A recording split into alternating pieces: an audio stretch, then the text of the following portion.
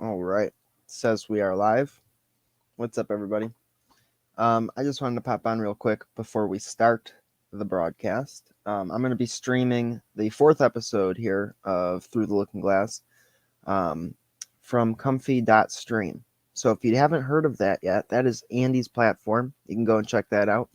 The only reason I'm on the screen right now is because it seems the first 2 minutes of this broadcast got cut off at some point during the streaming. I remember when we started the stream, I didn't actually see it until the first 2 minutes, so I was wondering if it was just on my end or if something got messed up, but apparently we lost the first 2 minutes, so I wanted to hop on, let you all know that's why I'm not starting it ahead for no reason. So we're going to get right into the broadcast now. Hope everybody's having a great day. God bless, and Lil Ewok signing out.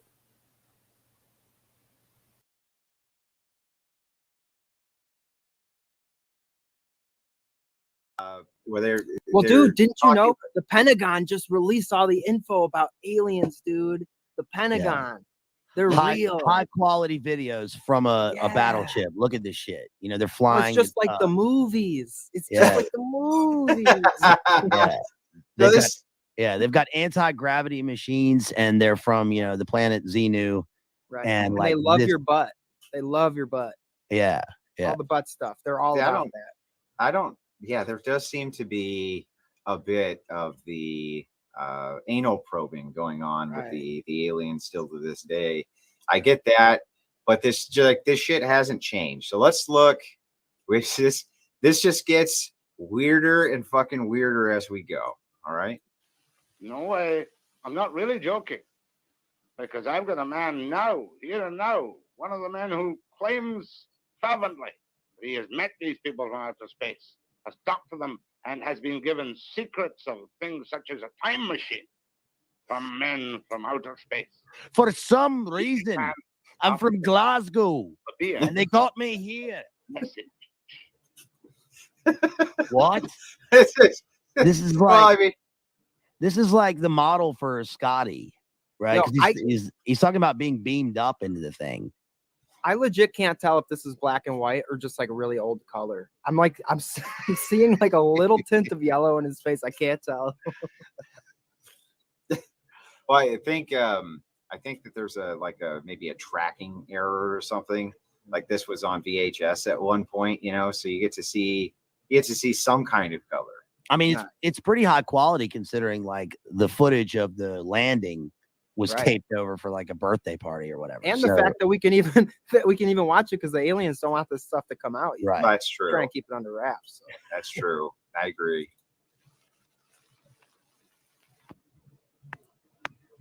The man you're going to meet in a moment or two. Fucking what? From Giant Rock, California. He's a most unlikely person to claim to have seen flying saucers and been in touch with people from outer space. Right. That's why they picked him. Very often, he doesn't make any money out of his flying saucer beliefs. But boy, he really... Point of fact, that ends up being completely false, just so you know. Right. It's as is always the case. Yeah. That is completely and categorically 100% not true. If you want to make mad money, go and tell people about aliens. Go to all the alien conventions and tell them some crazy story about the time you got abducted and interdimensional light beings that have a message of peace for humanity. People love that shit, dude. They're way into it. You can just imagine them like coming up with this shit like in a room at Rand or something. Right. And they're like, there's like an isolated farm with like a lonely guy. And we're going to put this thing called like, it's called D-lysergic acid diethylamide. We're going to put it in his water. And then we're going to have some like lights. And then a general's going to show up the next day and be like, hey, did something happen here? And he just like has a crew with cameras. Yeah. Oh, yeah. I saw these lights up in the sky and they told me I was God. Yeah. They did things to me, but I'm not sure what. They touched my little butt. I can't understand it.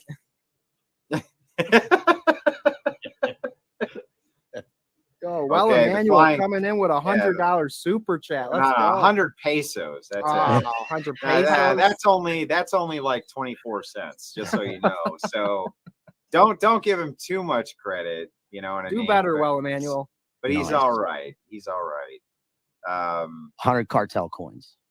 Yeah, 100 cartel coins. That's So nice. no, we appreciate that, Will Emmanuel, very, very much. He says the Flying Saucer Fund from outer Mexico makes sense to me. I love the look on this guy's face right this second, but let's keep going. Let's keep going. I see Enslaved by Truth is in the chat, and Ristless Dave. Have to get rid of both of you, unfortunately, and you know why. You know why I have to get rid of you. Sorry. Oh, big shouts out to my friend Amanda. That's up in the chat too. First time. What's up, everybody? Yep, got to get rid of you guys. You already know the reason. I'm nothing if not consistent. So That's right. all right, here we go. Believes them. Before I start talking to George, I want to tell you, too, that I do have a couple of doubts in my mind. We all see these newspaper reports from Socorro, New Mexico. The mysterious craft landed and took off and left blast marks in the sand. Airline pilots from time to time talk delicately about strange aircraft circling their normal aircraft in flight, perhaps even cutting off the power of their engines momentarily. We all love to talk about the mysterious and the unknown and the flying saucers. So now it's to George Van Tassel and this question. Yes. And this question, and then the audio cuts, right? This is like, this reminds me of that interview with Neil. Have you seen that interview with Neil Armstrong? Which one? He only did a few. And one Yeah. of them was like right after the whole thing. And it was like a BBC interview. And it's like, they're asking him, like, what's it like to like walk on the moon? Like, tell us what it's like. And he's like, well, if a person did go to the Luna, it would, they would experience some, otherworldly things that they never. And he's like talking in the third person, Right. like in hypotheticals. It's bizarre. Right. Yeah, no, I've seen a lot of stuff like that. Him and Buzz Aldrin and all that stuff. They've kind of said a lot of weird things. And like, especially if you watch that interview when they first come back from the moon and they just look like miserable, like they're all just sitting there, like, they got into a room and they were like, all right, you're going to tell this story. And like the reality just setting in, like, oh, we're going to have to lie about this for the rest of our lives. Like, you just see they're all just like quiet and just brooding. It's like Buzz Aldrin's like, we went to Mars and there were pyramids and I'm going to punch you in the face, damn it. The result of a formula which was given to me by a man who landed a ship at my airport in 1953. And we put this formula under research, tested a number of experiments on a bench in a good electronics lab in Chicago, and we produced phenomenal results with evidence that we should. My homeboy D-Rock, David Rockefeller, even gave us the money to do that. It was great. Yeah. So far in his tale, he's not very far into it, but he says, I have a formula that was given to me by a man who visited my airport in 1953. And we've been able to produce some kind of results based on this formula in a lab in Chicago with evidence, right? Does he present any of this evidence? Well, not in this interview, right? Or any interview. But interestingly enough, he's going to dive in to the tale here. Able to do more with it, and this evolved out of something that started in 1953 into a 4-story high machine that we're working on down there today. Now, George, I don't care whether the machine is 4 stories high or 40 stories high or 4 inches high. And I Okay. say calmly and unexcitedly, a time machine. But I say Totally it calmly and unexcitedly. That's a weird way to frame it, isn't it? I'm saying this calmly and unexcitedly, a time machine. Isn't that an odd way to phrase something?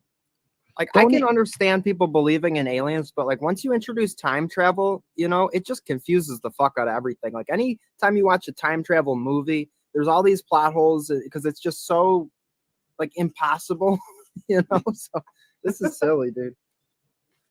Yeah, you go into the past and there's no one there because you're either in hell or like, you do one thing and you just destroy all of reality. Right.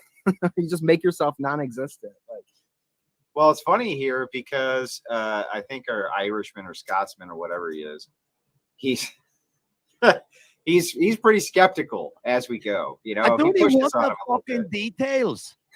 That, I mean, he says that. Yeah. I mean, almost just like that, he says that. So it's Formula has no time factor, which electronic formula does have. And on the other hand, electronic science has only had two dimensions to work with, the electric pattern and the magnetic pattern perpendicular to it. And we discovered a third zone, which we call a time zone.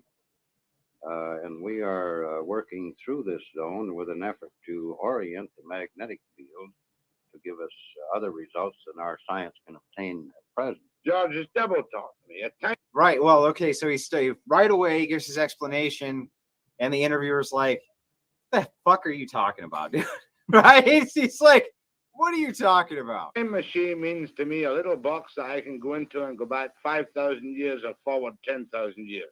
Is that what your formula tells you can do? Well, Jack, this isn't a little box. This is a four-story machine focusing fields that we can orient to produce this zone big enough for a man to get into.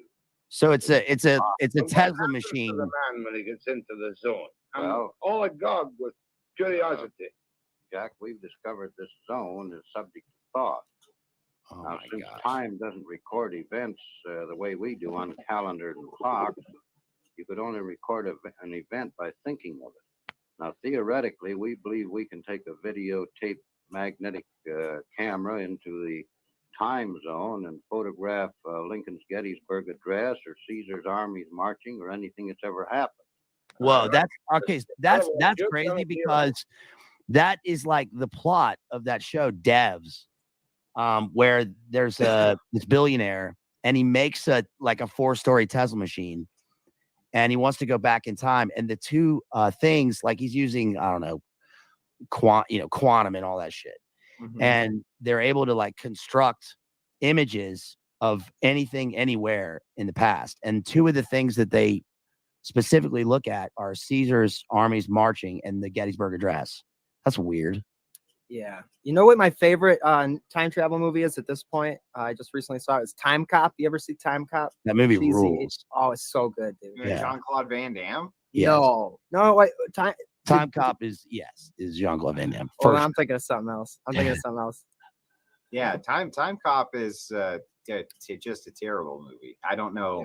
But I heard Time Cop. I'm like, yeah, that's just awful. Jean-Claude Van Damme movies in general are fucking awful. Oh, I hate Jean-Claude Van Damme. No, I saw this 80s like Roger Corman B movie about a time cop type situation, but it was definitely not Claude Van Damme, so I'm probably mixing up the name. But you know what? A movie about time travel that I do know the name of that's really good is Primer.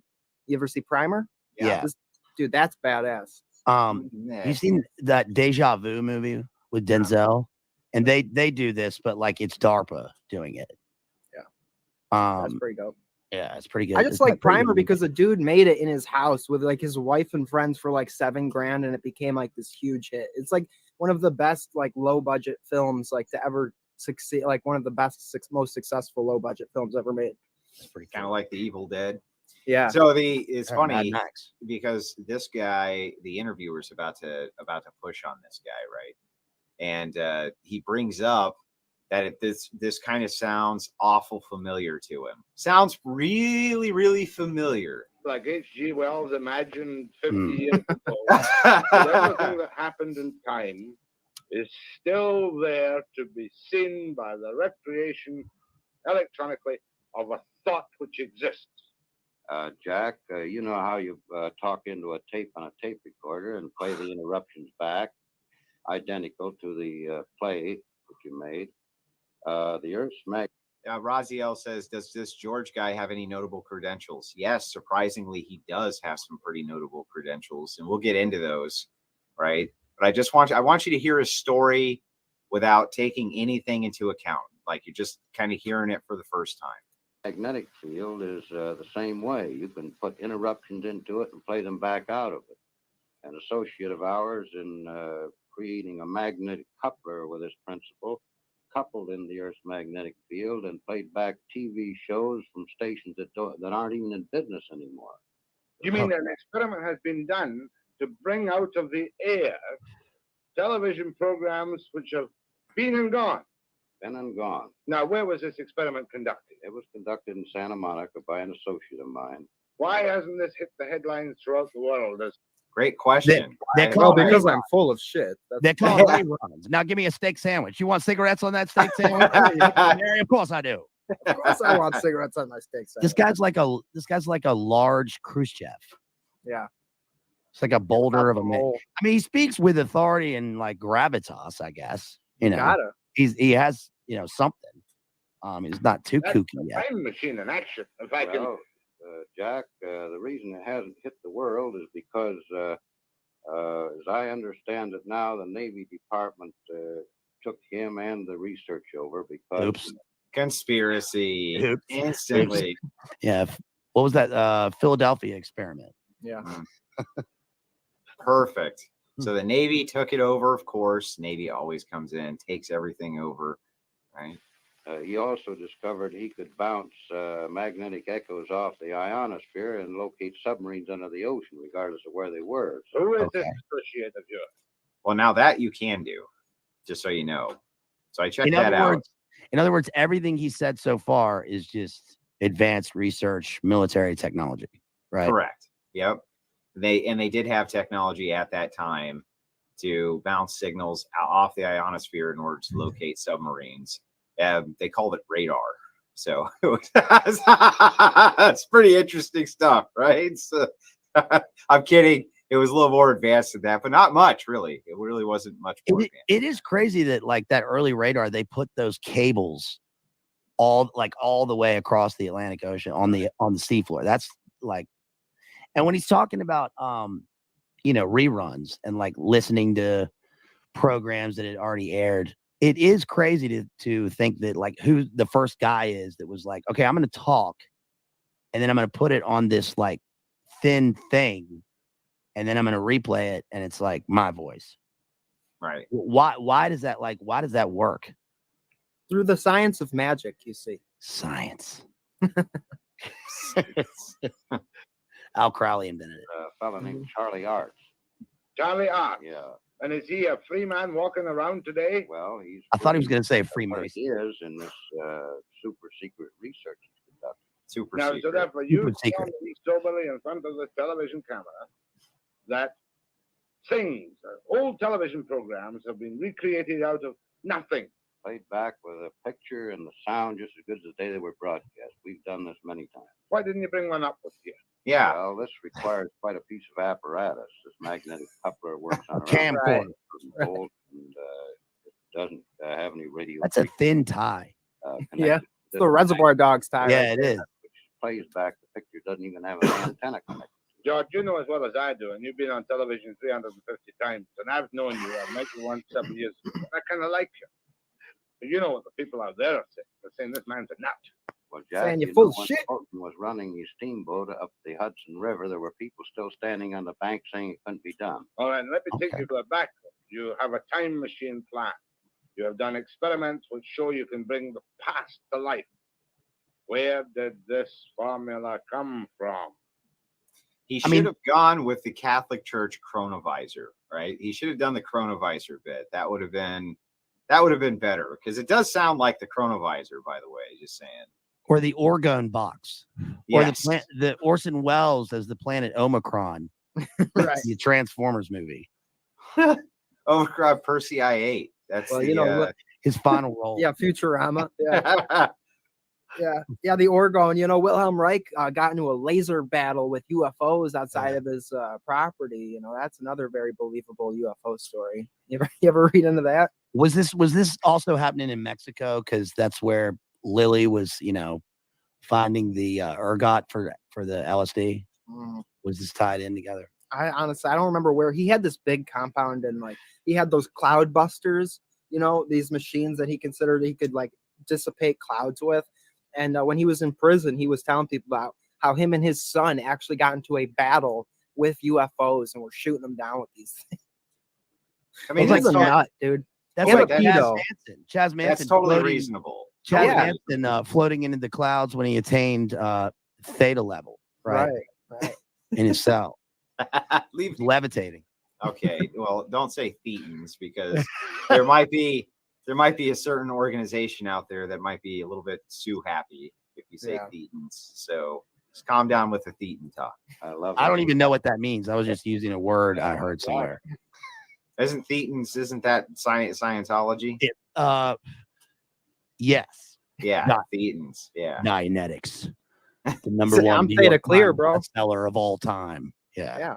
The I'm theta formula clear. came from a ship that landed at my airport in 1953 on August the 24th, which had 4 people aboard it that came from another planet. Oh my I'm gosh. breathless. Well, you're not only breathless, I was breathless. But I'm cynical too. Well, that's fine. That's the way to be. In fact, I'm a bigger skeptic than you are of many things. I'm an unbeliever. Convince me that this really happened to you. Well, this thing is very similar to a thing that's happened in our biblical record, where a Lord presented Moses with a pattern to build a tabernacle.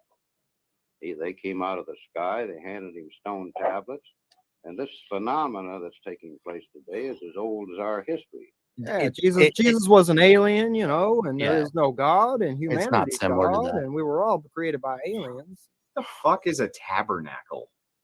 It's a church, it's a tabernacle. What's a fuck? I'm kidding, but I'm just saying, like, so you just gotta slide that in there. You know what I mean? There has to be a tabernacle somewhere in an alien. In French Canadian, that's actually like their F word is tabernacle. Little fact for you. really? Is it for real? Yeah, I was when I was traveling, I met these 2 chicks from French Canadian. The one only spoke, their version of French, and the one was like the translator, and they were teaching us all their swear words. And that was a big one, which I thought was really interesting because it's like a holy place, so they use that. It's almost like goddamn or something, but it's like their tabernacle. Those were aliens from Nibiru. Yeah, those were Anunnaki. Sorry, dude. Jerry, you good, y'all. you run into a few reptilians every now and again. Story of my life, bro. Yeah. Story of my life. Yeah, they were teaching you the talk. I was backstage sitting next to Ted Heath, and I looked, and he turned into a 9-foot lizard, and his eyes turned black, and he scanned me. The Cheetah Uri. Right. 5-dimensional reality. Conditions affecting the people of this planet are reaching a point where somebody has to take care of the situation. No. And this is always the justification, by the way, Right. just so you know. Every single time I've looked into one of these, the justification is, why did the little green men pick you? Why did these bug-eyed, freakish, imps who showed up in the middle of the night at your rural farmhouse and then abducted you and your wife, probed the shit out of you, and then just released you back into the wild? Why did they pick you? They have a message. What's the message? Well, the message is that we're messing things up down here and we need to stop or else. And it's like, we need to get those numbers down. We need to get those numbers down, people. The aliens told me that we got to get that carbon to 0. Okay, guys. It's weird he describes them as people, too. He's not like they were, if they're aliens, are they people from another, is this panspermia? Well, hang on. He does get into that. Okay. He does get into that, to be fair. But I'm just saying, every fucking alien story. Yeah, the Watchers, the Ascended Masters. Yeah, it's always we're burning too much carbon, fossil fuels. We're gonna nuke our entire planet back to the Stone Age, and Mammy that's why Earth is mad. That's Mammy why the Earth is aliens. real mad. Yeah, that's why the aliens came to me and Val and told us, Because tell I'm our a story. special boy. Yeah, tell our story and tell it now, because if you don't, then the Earth's gonna destroy itself. And what's funny is some of them come up with dates, right? They come up with dates. They're like 1999. That's going to be the time. The month of November, we're going to nuke ourselves back to the Stone Age. And then they go, well, they contacted me and told me that we have another couple years because we've been good boys. Right. Well, Emmanuel says they abducted me and told me, "How dare you?" Yes. How dare you? They gave us all the alien technology to build the pyramids and do all the stuff, and then we made nukes. But it's the chlorofluorocarbons destroying the ozone that is the problem, and we don't deserve this planet. They said. Yeah, it is weird how the aliens do have the same plans as Carl Schwab. I do know? agree. And it always seems to be the same. Even in the movies, they can't seem to come up with a better plot than that. Right. What are they here for? They're here to stop us from destroying ourselves. They're here to tell you all that Klaus Schwab and Bill Gates are right and that you should listen to them. Yeah, eat the bugs and coom. Well, it's funny that like in all those alien movies, the ones who are like the bad humans, the bad guys that are like, no, we need to nuke the aliens. They want to wipe us out. They're actually the good guys. Right. Right. They're sensible. Like in that, what's that Kinko Reeves movie? Where he's like the giant like robot standing. The Day the Earth Stood Still? Yeah, that one. Yeah. Klaatu, Farata, Yeah. Niktu. See, that's why the only good alien movie was Independence Day, where they showed up because they wanted to kill everybody and take all of our shit. Right? They wanted to kill us all, take all our shit. And it's like, that makes sense to me. That's a motivation that I can understand. You know what I mean? But the whole, we're here to save you from yourselves.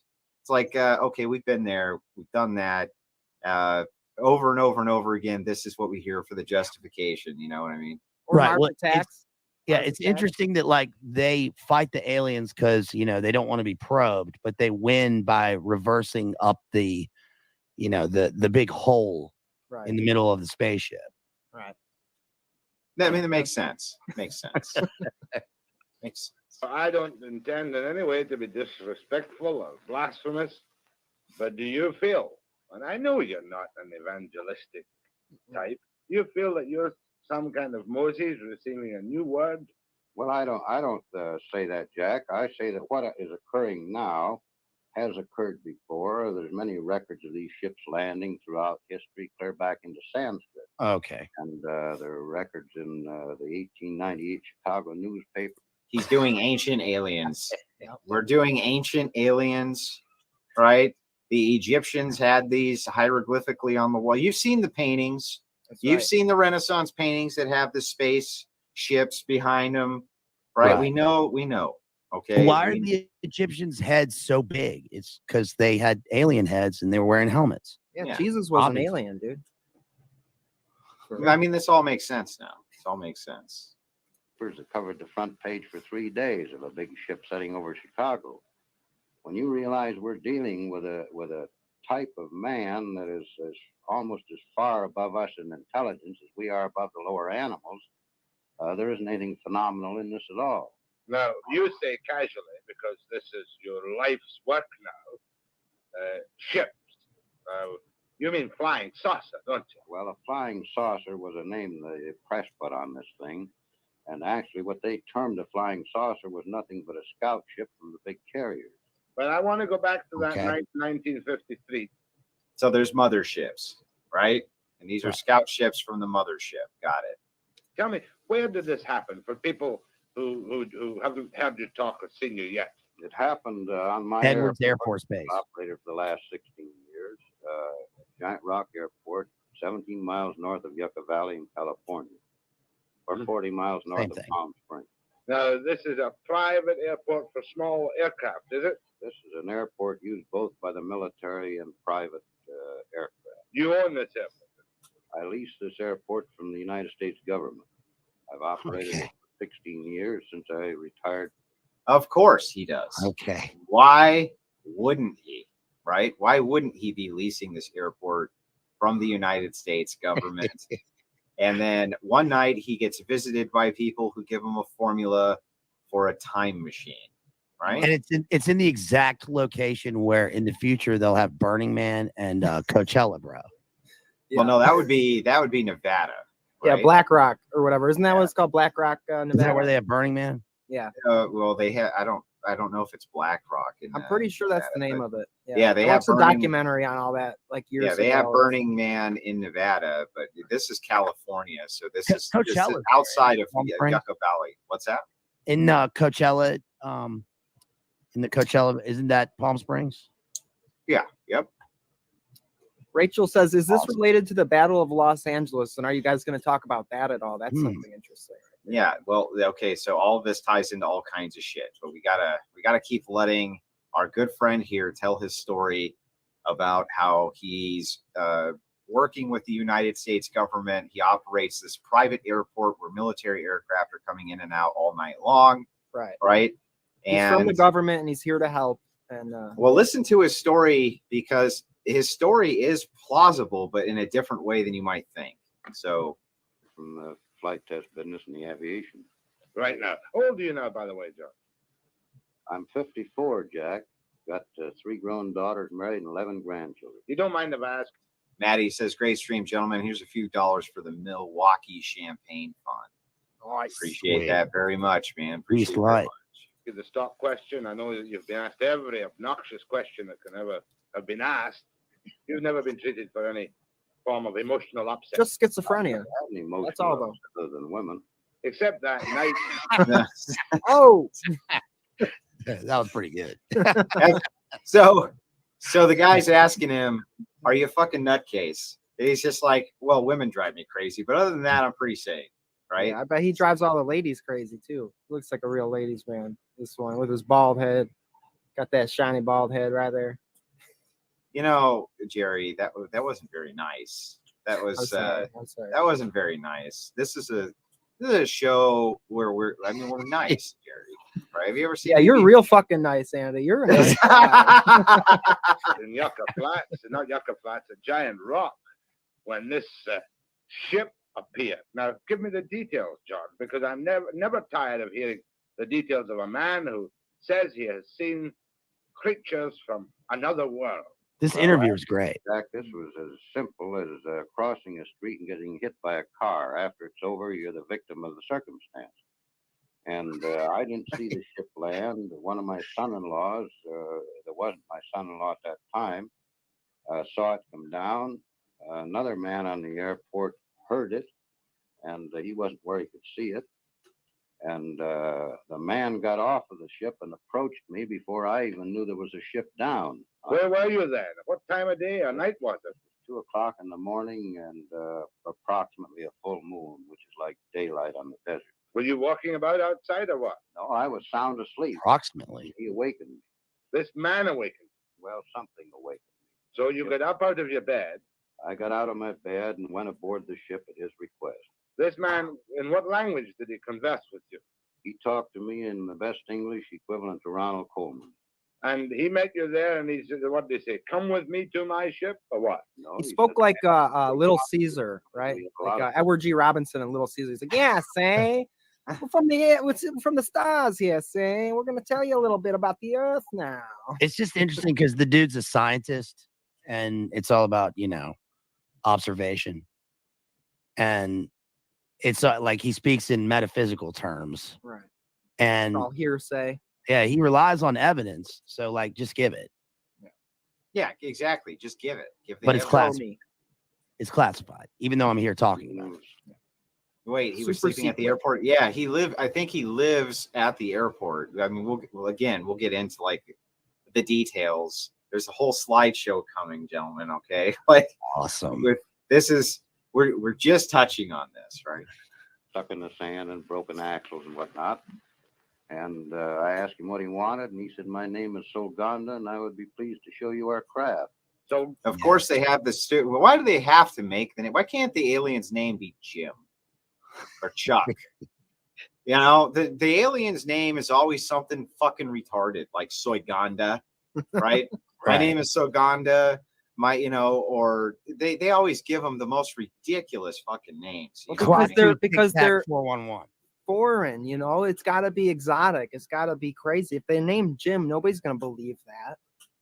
It's got to be something exotic. So he met either a test pilot colonel, right? Or he met a demon, and his name was Apollyon, Yeah, or like the Right. government just like got it like a little person and just like tortured the hell out of them and like shaved Right. their head and just was like, here's this guy's from the planet Xenu. And This question's so wrong, right? So the aliens speak English. No, the aliens speak Zoigandan, which just happens to be exactly English. That's they all. telepathically translate it in your mind so that it Right. sounds like they're Yeah. speaking English, right? Yeah, They've stupid. transcended. What a celebrity stupid things like question. talking, right? What a dumb question. Yeah, just ban this guy. Yeah, no shit. What a fucking idiot, this guy. How do you not know that? How do you not know that? But I mean, are you fucking stupid? Like, get your shit together, man. You don't know this shit. This is how this works. Annie Jacobson talked about that in her book about DARPA, that like with the little miniature men with the shaved heads, like you were just saying, that's what the Russians did.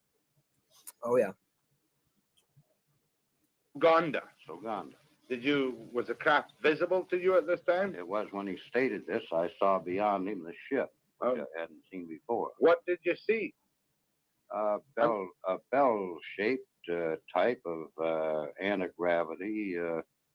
I saw the Clockwork Elves, and we're all one, man. Yeah, nature is God, bro. That I'm God, peyote bro. was fucking awesome, man. This was 36 feet in diameter and 19 feet high. And where was it? Okay. On the ground? No, it was hovering 10 feet off the ground.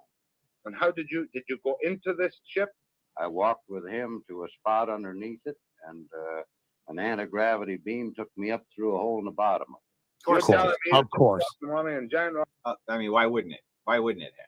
Right. It makes sense. That's the way UFOs work. We know this from TV and from Pulp Fiction. Yeah. I love the exact. You go right into the butthole of the UFO every single time.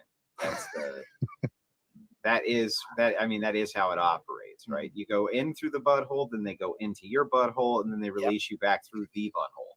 Every time. Every time. It's like clockwork. You walked underneath this hovering ship, and whammo, you went up No, inside. you didn't go whammo. You went just about as slow as a local elevator. And when you got off the anti-gravity elevator, what does it look like? I was The inside, AGE. about 18 feet in diameter and roughly 10 feet high to the dome ceiling. And there were 3 men on the ship, besides the one that had got off and invited me aboard. You keep calling them man. What do you mean, man? Well, The green man? they were about 5'6".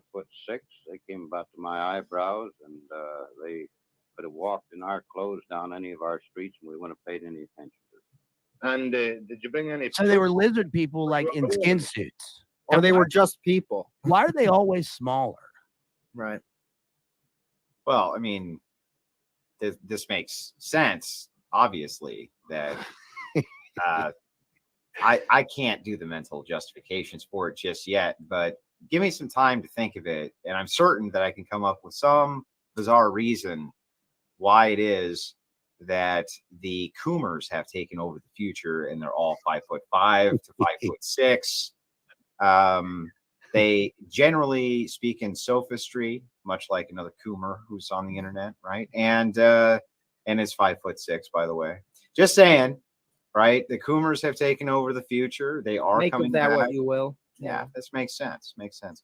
If this guy knew gematria, he would have had all the answers. That's also true, right? It's also true. I must say. The thing is like if you know gematria, then you know that as a predictive model, it's one of the finest that's ever been invented. You can use gematria to figure out anything that's already happened. It's insane. As long as you know about it and it's already happened, you can use that formula to determine that it has indeed already happened. It's yes, 100% success rate with that. Well, I mean, it's over 100%. You might think that 100% is as high as you can go, but you don't actually understand gematria because you're an idiot. Well, ironically, that's what he's talking about, because he said that they were from the past, right? Like they heard conversations and tapes that had already happened.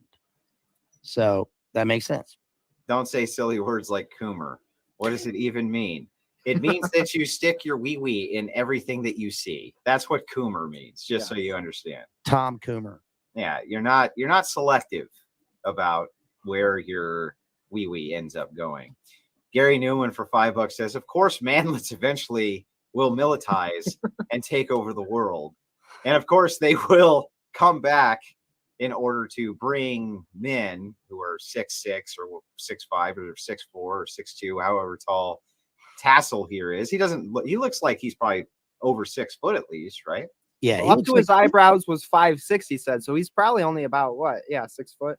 Yeah. Yeah, he's about 6 foot, right? So it's he's a solid fella. Yeah. So, the manlets are coming back to kind of just, they're trying to tell us about how destructive the future is going to be. Okay. I thought Coomers were just chronic masturbators. No, the Coomer is just basically a degenerate.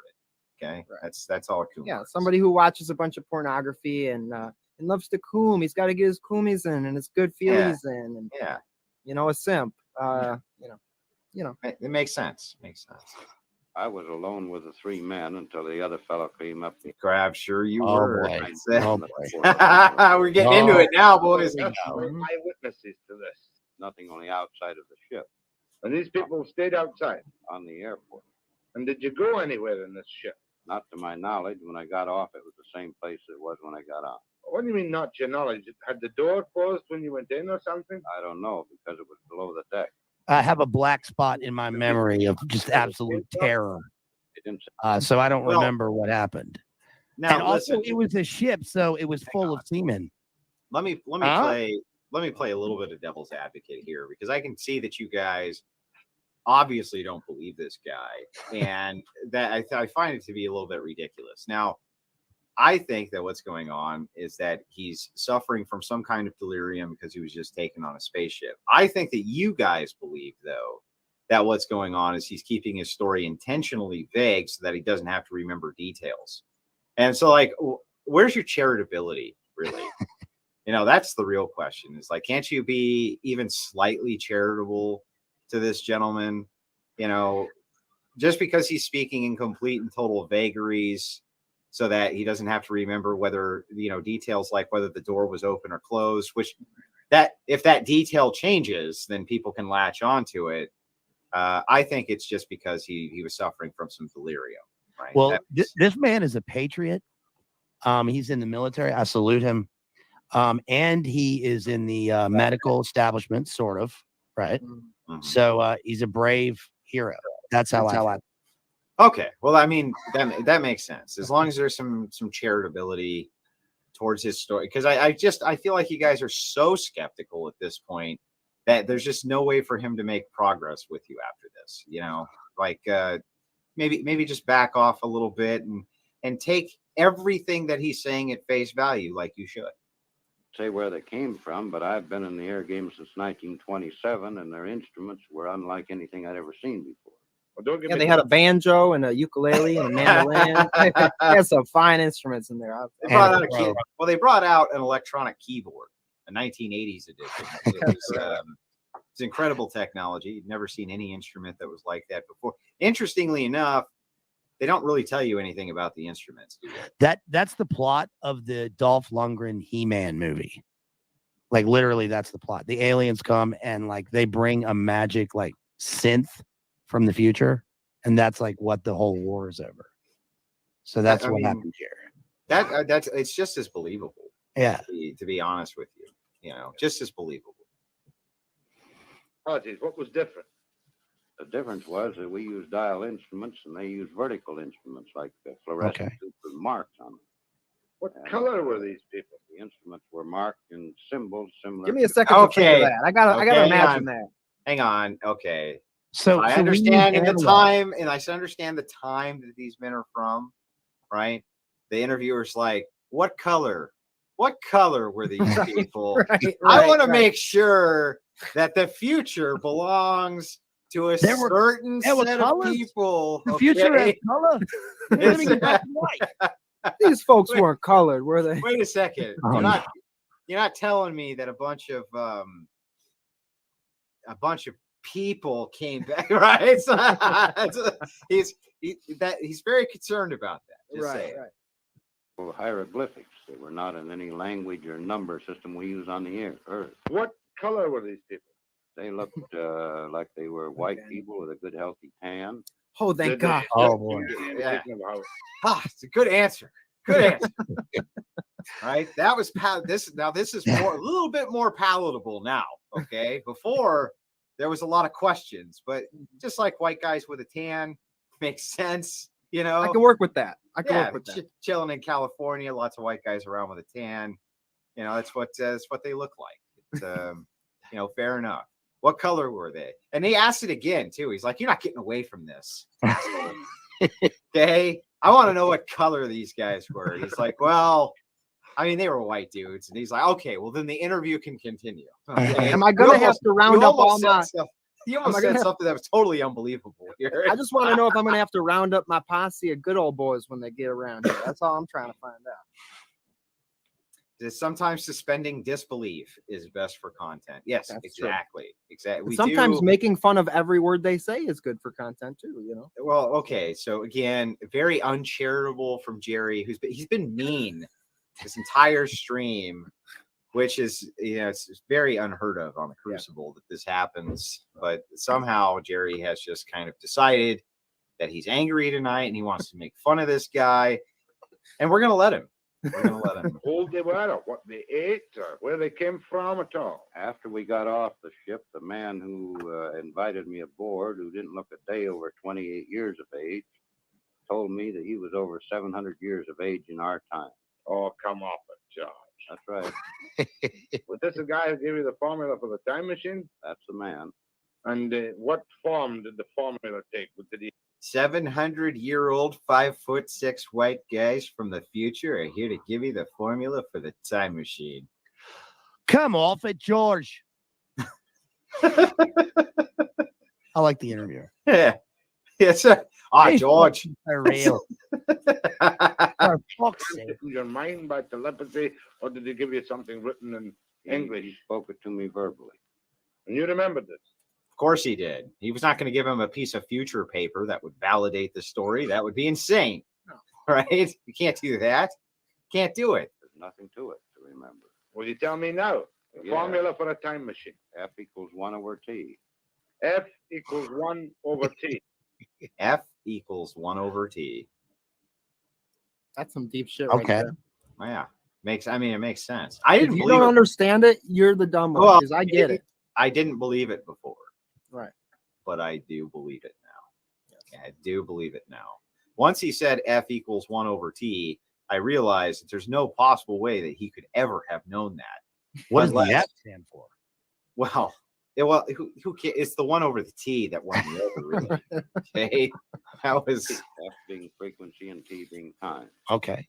And this enables me to go back to the time of Caesar's armies conquering Britain. Well, it would enable a mathematician to work this out, yes. Oh, lame. Einstein's E equals MC squared. Well, why hasn't the fact that Yeah, that's a good point. Gary Newman says sometimes the weird details is what makes it awesome. That's the best part. The fact he thinks white people still exist in the future is the most egregious. That's how you know he's not a time traveler. Yeah, well, hang on. Not only that, but I mean, this guy's 700 years old, right? They're gonna let white people live to be 700 years old. Come on, dude. Like at this point, we know that ain't gonna happen. Why would they have years? Right. Time traveling. Yeah. Maybe he means light years. And maybe they just don like a illusion, you know, of a skin suit just to No, he said communicate. he was 700 of our years old. Okay. Because all right. Okay. Yeah. Makes sense. 700 of our years. the United States government's been flying anti-gravity ships since 1956, been acclaimed, or the fact that there's a crater on the moon with a base in it since 1954, we've known this. All right, but let's get first of all the snap. US.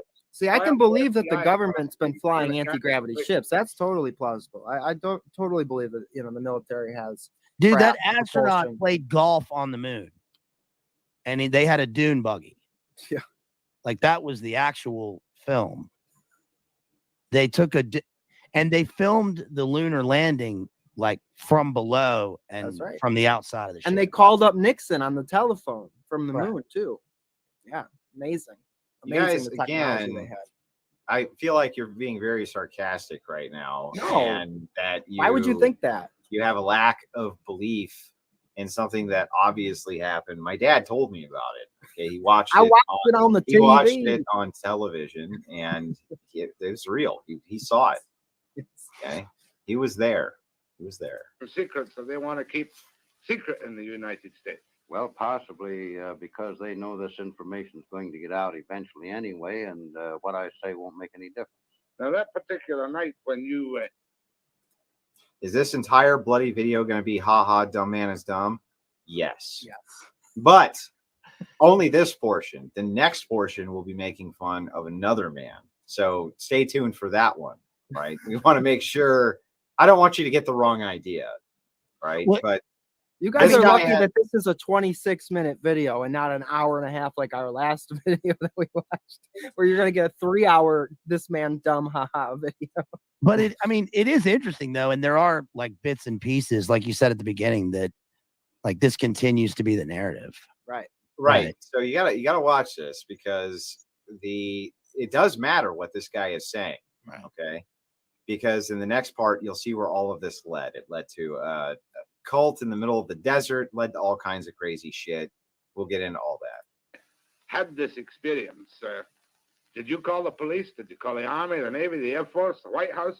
Well, I'm 17 miles from the nearest phone, Jack, and the nearest phone would get me to the sheriff's office, and it takes them about 40 minutes to get out there.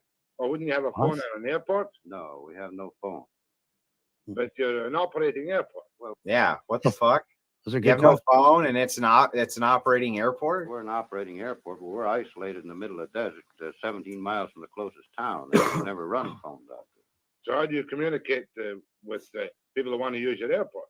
They fly in or write and phone to the local town where my daughter lives, and she notifies us when she comes out. Now, you talked about a crater on the moon. Now, I thought all the moon stuff had been debunked. and that Debunked. Nobody ever Nice. really knows what was on the moon. What's this? Well, this is the Gassendi crater. This is 55 miles long and oval shaped. It's in the Mare Humorum Sea, or on the edge of it. Since 35 years ago, they wondered why this particular crater had these lines in it. And with a magnification, which you can get with a larger telescope, this is what they found. These lines are tubes laying on the surface of this crater and running Awesome. under some of the mountain ridges. There are 3 large dome-shaped structures in here. These tubes run clear outside of the crater, and we know they are tubes laying on the surface because the sun is shining from this angle, and this mountain peak causes this shadow. What does it all mean? Does it mean that this is a rocket launching or a Tubes? flying This saucer? guy's awesome. Tubes? Moon? Oh my Been a god. base on the moon. You know for what that means. Perhaps many thousands of years, used by these people in the spaceships to resupply their ships or whatever is required. Not even Life magazine has accepted this is genuine, has it? Well, the Palomar Observatory people that took the picture won't even comment on it. So There must be a great conspiracy of silence to keep George Van Conspiracy of silence. Dang. away from That's right. the no, Nice. it isn't to keep anything I know away from the people. It's to keep many things away from the people. Let's talk about this picture. This This a is the picture- time machine. This is a picture of the machine we're building down there. This structure is actually up. We're working now on the parts on the equipment that operate it. This rim around. At least they didn't make it look stupid, right? Yeah, at least they didn't make it look like the head of a dick, you know? Yeah. I'm yeah, really that's- glad they didn't do that. I'm also appreciative of this, right? I'm also, I think it's a little bit different looking, sure, but for maximum charitability, I'm gonna say, okay, no, it's a fucking stupid looking structure. I don't know what to tell you. Not even Okay. Henry Lucy's Life magazine has admitted to this. It's a conspiracy of silence. Yeah. Ricky says it's a timeless shape. Yes. It says a very timeless shape. It's been around for a while. Yeah. I love even, when the aliens come down, even they draw dicks on everything. You know? We're all the same, really. We're all the same all across the universe. I mean, why wouldn't they? They're 5'6", Right. Like Yeah, this whole planet is basically their bathroom stall that they're just drawing dicks on. Dude, Washington Monument, all of it. Right, Big, right. big, giant phallus shaped things. The aliens are drawing them all over the place. Around here has armatures 57 feet in diameter, which would be better than 4 times bigger than the biggest armatures ever made before. But is that the Uh, place where you did the experiments? By the way, how old were these television programs you pulled back out of time and space? Well, the oldest one was 6 years back because television was 6 years old when this was done. And what program was it? remember? I don't remember what program, but I know that I'm checking up on some of the stations that are. How do you? Okay, so look. All right. I just invented a time machine, and I literally pulled a broadcast from the past into the future. What was the broadcast? I don't fucking know. Right? I don't remember that. Get off my back. Yeah, I don't remember. All right. I don't remember that shit. Okay, but there was one, and we pulled it up, and he's looking into it right now so that he can figure out which one it was. That way, he doesn't get it wrong and mess up. Right? He might mess up and say something that he could be caught on. So he's very caught. He's like, I don't remember the broadcast. It was that episode of Sanford and Son where Fred Sanford's like, I think this is the big one, Elizabeth. You remember that? Yeah. It's like very specific. Well, you know what else? You know what else frustrates me? Why didn't they pull any broadcasts from the future back? And then he could be like, oh, I watched this broadcast from the future, right? And it was of, the next president or something like this. And then he could have, then that's powerful proof, right? I watched the 5th episode from the 6th season of House. It was very mediocre. Yeah. I like House. I'm just joking. It's just random TV show I could think of. I thought though that the scientists say now that like when you have a time machine, you can go into the future, but you can't go into the past. I thought that was the thing because the past already happened, right? But you can go into the future through a wormhole. Isn't that what Sagan said? Don't overthink. You got to listen to Sagan. Yeah, don't. I listen to Sega all the time. Art found I love Sonic Hedgehog. Yeah, It's a great game. No longer existed. It was out of business. Let's get down to some more basics now. Are you making a lucrative living out of traveling around the world, evangelizing for flying around the continent, evangelizing for flying saucers? Yes. Interesting verb. The answer to that question unequivocally is yes.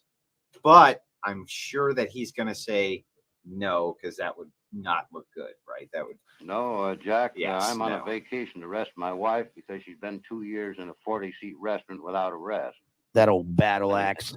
She's I really enjoy tired from, things. having to pretend like I'm not full of shit I'm every time we're living on outside the talking to anybody. And this research is something that I've got more money into than anybody else, more contributions to it. 5 years of intensive research without any pay. We donated 10. So his wife busting her ass at the restaurant, paying for all of his research into time travel. Acres of land with a well worth $23,000, and we formed this corporation for the purpose of building $23,000 in 1954. How long is it going to take you to get your time machine in operation? Well, I mean, it all sounds so crazy. You must admit that I believe there are some odd things, George, but I find it hard to credit because I wasn't there myself. Your own experience. Well, it took them around 8 years to grind the mirror for the 200-inch telescope, and the first cyclotron was something like 11 years in the progress of building. But that cost millions, George. You haven't got millions, billions. Well, it's a big word, cyclotron. That sounds like a heavy piece of equipment, something that's significant. It says cyclotron, Right. Which goes in. It goes in the Megatron, right? If it's got Tron in it. It does have Tron in it. Yeah. It's very sciencey sounding. It makes me think of like bubbling beakers of neon liquid that are like smoking and frothing. Science. Well, George, it took 11 years to make the cyclotron. Yes. And on the big 9 event, right? Everything's in 11. We're doing this because we're going to go through the portal. 40 feet high, 322 feet high. I'm dropping little words that give what I'm saying some gravitas. Yeah. The cyclotron, right? That's all you needed to know, really, is that there was going to be a cyclotron. There was going to be some kind of Tron at some point that was thrown in here. So let's keep going. No, we don't have the overhead that drafts from the engineers and people sitting around the payroll. All of our effort on this is voluntary by many people in technical fields that contribute their effort to the project. My 11 grandkids. By the way, remember that this is called the Integratron. The machine is the Integratron, and they were building a cyclotron which went inside the Integratron. They all believe in flying saucers. You obviously believe totally in flying saucers. Yeah. Because of that one. Does your wife believe in flying? Well, I don't know very many people that don't. It's as obvious as I don't care what my wife believes. I get frustrated at work and I come home and I take it out on her. She knows not to talk. in life. You believe there's air, we breathe, yet we don't see it. We fly airplanes on it. That's true. This is an intangible. We can measure it. But why should these people come down from outer space? Why don't they land in the White House or in Kremlin Square in Moscow? Because that would provide evidence and proof. And say, hey, listen to us. We can tell you a few things. We're 700 years old. We can travel through space. We're not concerned with time differential. Well, probably they're not concerned with giving us too much of their information because we'd only use it in our battle to destroy each other. Did these four... The timeless theme within the timeless theme within the timeless theme. How the hell are they going to land like in a capital city when they have all this open space in the desert and I'm here and they could just come? It's much easier. Well, that's reasonable too. Yeah. That Right. They would go and land at a military airport rather than, someplace that had actual officials and some way to verify any of these ridiculous claims that this guy is making. Well, Makes sense. They know to land at the military installation because of all the energy that's emitted from that one spot. All the radio waves, man. That's how they knew to go there. That does make sense. Tell me that, but this is a reasonable assumption on our part that the world's divided in two camps, each capable of eliminating old civilization. And if we were to go to another planet and observe this condition, we would certainly be a little cautious about who we talk to or what we reveal. Yeah, but you yourself, was that the only experience you had? Mind you, that's 11 years ago in 1953, John. 11 years. When you claimed to me you went up in this elevator into the spaceship and met the guy who spoke like Ronald Coleman. Was that your only contact with you? That was the only contact I had with Ronald Coleman. people from the ship. Did you have you had any other contacts with people? I've had a recent contact last September, 1963. Well, Please say it was the 11th day. Hang on. Now we're getting somewhere. So they came back to talk to him some more. I don't have to ask you. Tell me. Well, in this case, they drove a car into the airport. They didn't come in a ship. They're walking among us on the earth all the time, and we don't realize it. Among Denver Airport.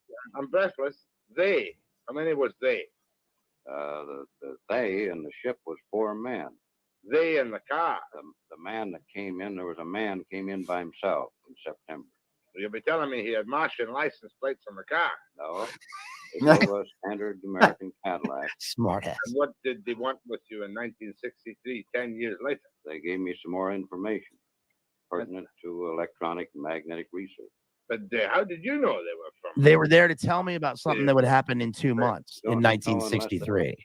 They'll demonstrate some thing that they can do that we can't do. It's humanly impossible for us to do. What did they demonstrate to you which convinced you, an apparently sober, sensible, balanced person who nevertheless believes in flying saucers, that convinced you they were unearthly?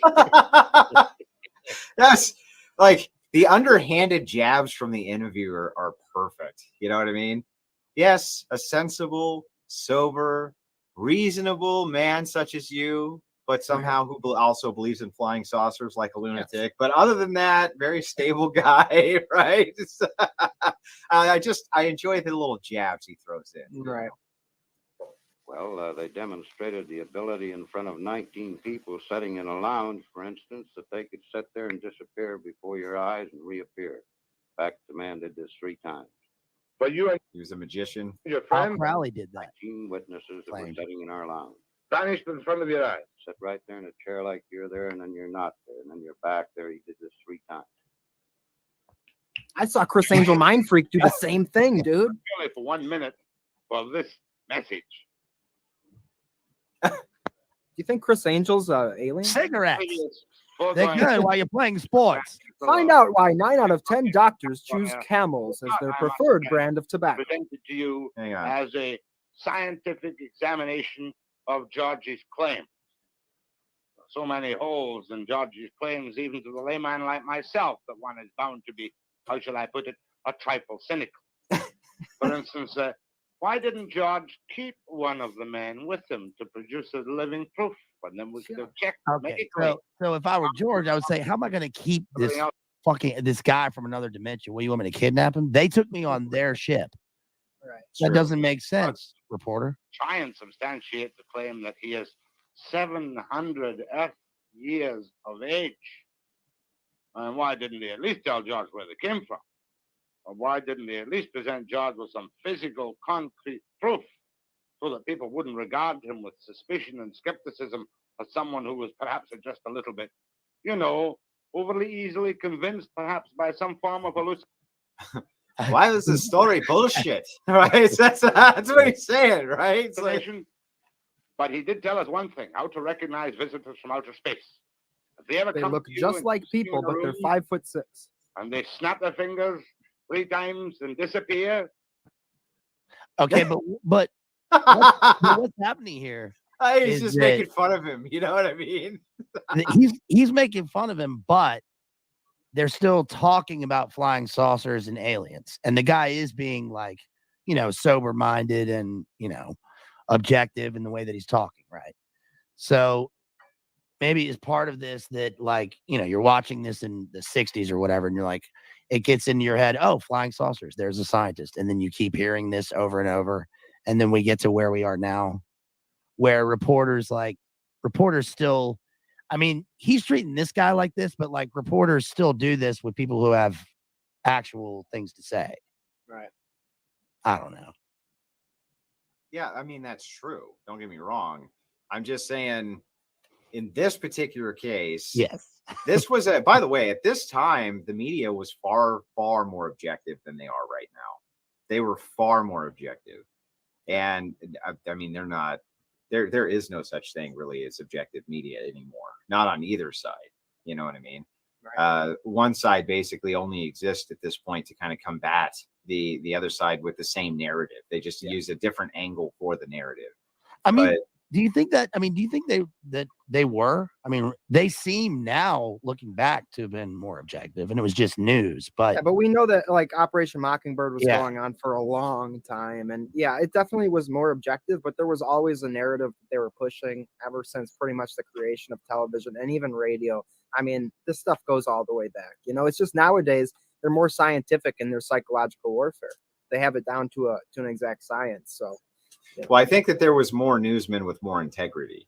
Yeah. You know what I mean? That's what I'm saying. Yeah. Plus, we're in the end game now, so things have gotten weirder and weirder. Back then it was a little bit less like, let's destroy and burn everything all to the ground now. At the very least, now. I guess it was like, these news guys were like, they were dudes. Yeah. They like wore suits, and then afterwards they went and drank bourbon, and smoked cigarettes. Yeah. They weren't like they weren't like, well, just look at it now. Today, we've got a story that's brave and stunning. Like, they did have dudes, like they probably all were in WW2. Yeah. I don't know. Yeah. Now all the newscasters, all the men anchors, they go home and they drink Cal smoothies, right? And they use face masks, and then they kiss their boyfriend. Right. These dudes got like sloshed at like mid breakfast time. Yeah, at some bar like called Tim's or like Jim's. Hang on, bear with me real quick, guys. I'll pop back on in just a second here. All right. Thank God that Andy guy's gone, dude. Man, this show is really going downhill. Yeah, the news sucks. Yeah. Oh, yeah. Everybody knows the news sucks, dude. News is garbage, except for boomers. Those are the only ones. They still love the news, man. I like how Michael Strahan though went to those polar bears. Yeah. And then they sent him to space. That was pretty good. I like when that CNN anchor ate those human brains on TV when he was hanging out with the Saudis. That was cool. That was the best thing CNN ever did. That was objective. Yes. Yeah, it was stunning. Yes. It was brave. It was brave, stunning, empowered. It's good quality TV. I remember when Operation Desert Shield turned into Operation Desert Storm. Yes. And CNN, they made their way, and they had that dude Wolf Blitzer, Yeah, he was right in the middle of the shit, man. Yeah, right in the action. That was Heart pretty of it. cool. Like if you were like 10 years old and there was a war happening and a dude named Wolf Blitzer came on, that was pretty cool. Oh yeah. But then it His turned name's out, Wolf. yeah. But then it turned out that like, you know, he was like, I don't know, take your 11th booster and die. Right. Yeah. Let us down, Wolf. You know? Let us down. He should have been called like Corgi or like Dachshund or something, like some small dog. The problem is nowadays we have the 24-hour news cycle. That's right. Right. And the newspapers are lying to you. Are there newspapers anymore? I know there is because every time I go into 7-Eleven, I see them. So there has to be. Yeah, But they're there's just always like- a big stack. It's just like one dude. It's just one dude in an office writing the whole paper, and like one dude's gonna read it. You know? It's one 70-year-old guy who's like, I don't use the computer. It's evil. The most popular like physical newspaper down here is like the one with like all the mugshots in it. Right. And that's all it is. That's pretty good reading.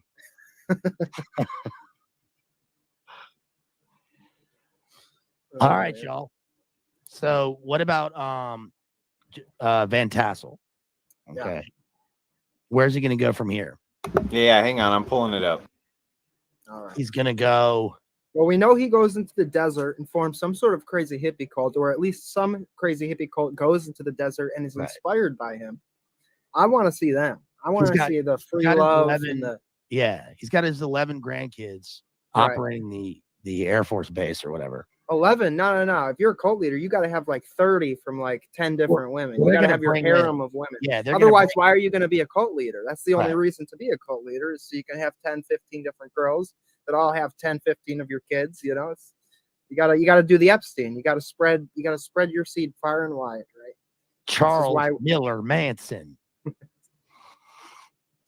Oh yes. Far why don't out, man. Why don't we take this time on Andy's channel to shamelessly plug our own work? Everybody go subscribe to the Bazed Lit Analyzer over there on YouTube. He does hard-hitting literature analysis that you're not going to want to miss. It makes you smarter. I have literally become from a slow boy to a medium speed boy just because of this guy. And Thank you, my boy. Yes, and over on Exposing Powerful Lies, we just kind of dick around and joke off and joke around and all that kind of stuff. But it's fun, so I hope you guys will come and join us over there. But on Jerry's channel, you get wiser, which is more valuable. right. Seriously, you should go to Exposing Powerful Lies live streams.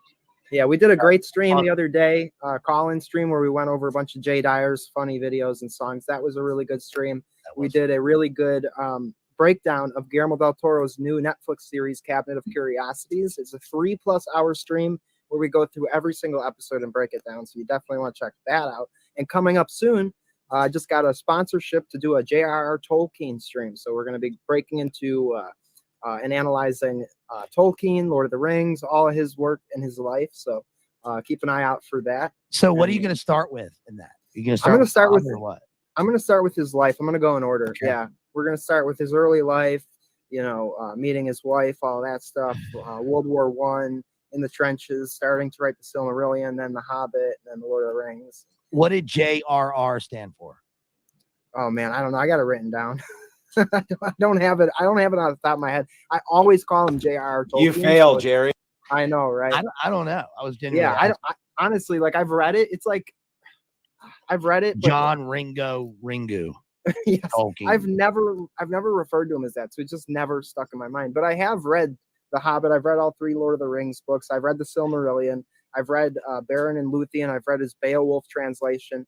I have a book of all of his art. I'm a huge Tolkien fan, but yeah, I kind of feel ashamed of not knowing the J.R.R. But you know, I've always just appreciated him because he, he brought Beowulf back in Old Right. English, which is a pretty big deal. Right.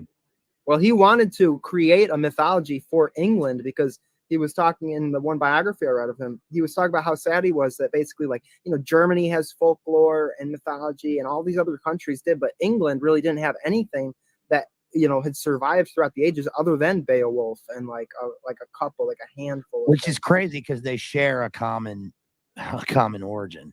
Right. The Angles and the Saxons. Right. I mean, Beowulf is not Like none of it is in England, and none of the characters are English, but it's written in English. It's actually closer to German. Right. I wonder if some of that was. When was he writing? Was it in the teens, in the 19-teens? Well, he started writing in World War One. He started writing the Silmarillion on a notepad in the trenches. So I wonder if part of that was like to differentiate the Germans from the English. Well, he was a professor of philology, which is the study of language. Philology isn't even taught in universities anymore. It's taught as linguistics now, but philology is the study of how language develops over time. All right. So he Sorry wrote about that. I because had to get the ad blocker working. I don't know. It's fine. You can leave. We're good.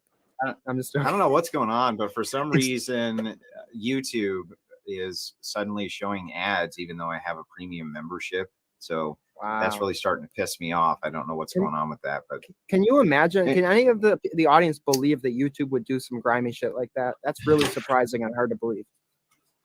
Yeah, I don't think it's on their end. I think there's something going on here. But anyway, this episode, this podcast is called Talk is Cheap, and they're talking about the Integratron.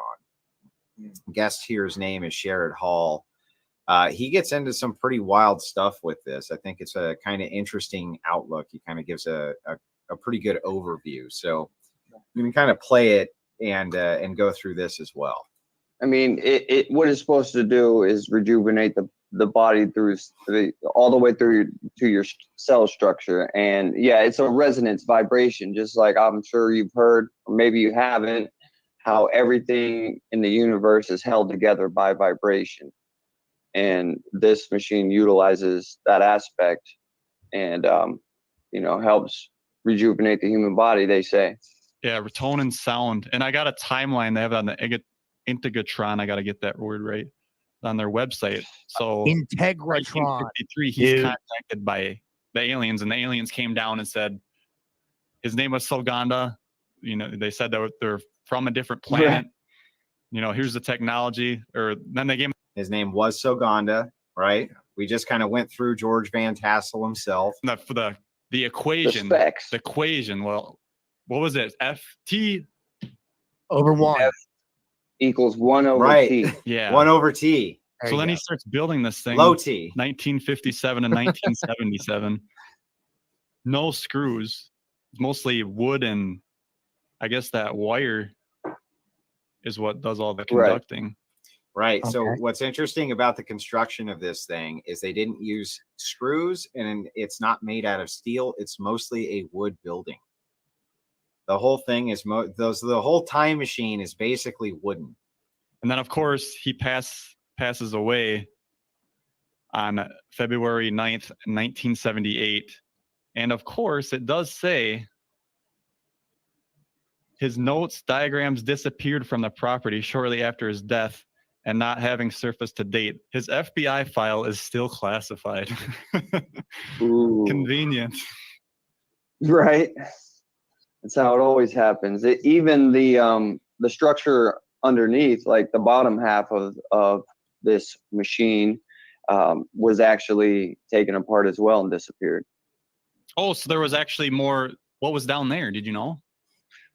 Well, if you pull up some of the pictures that we have, is right in the middle, that big pole. I believe that right there was where the Tesla coil was.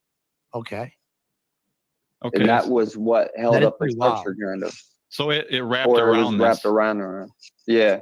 Yeah. So right now, what you're seeing right there is just pretty much all wood underneath. And I don't know if the viewers will be able to see, but there's actually copper wiring right there in an inner circle. I mean, look, that's pretty right wild. there. That you can't fault the dude at the very least for that having some ingenuity. Like, that's American ingenuity. He built a cool house at the very least. Yeah, cool. he put the whole thing together with wood and copper wire. I mean, that is pretty wild. That's where the Tesla coil was supposed to go, gentlemen. Makes sense. Where he sat and watched old episodes of Leave It to Beaver and stuff. From the past, broadcasts from the past, whether he brought any of them to the future or not. I don't know. That would send the waves up to the top if you were standing up in the top. The thing that this reminds me of, and I always wear it all the time, is this EMF bracelet. Now I got the copper wires that wrap around. They go in a complete circle. I know. I was reading about boy. Yeah, Swarovski he wears that right next to his orgone necklace. don't You know, his orgonite necklace.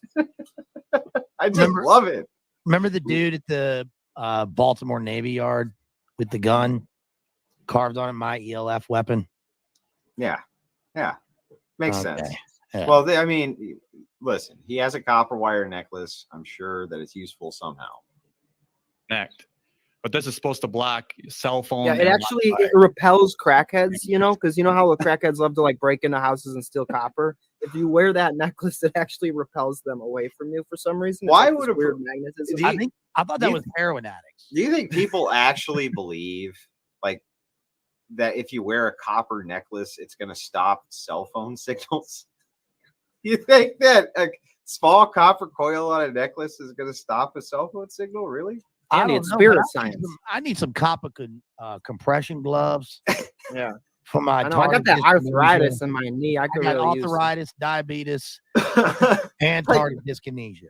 I mean, I'm serious. Like, like, could you test that by just putting on the necklace and trying a cell phone out? Right. You know what I It's mean? not like a Faraday cage, you know, like that actually works. Like you could just like make your whole house a Faraday cage. Yeah. This house and this Tesla coil, that's part of the plot of that movie, The Prestige, Mm. which has David Bowie plays Tesla in the movie. And what they do is they put him in the box. I guess he doesn't go.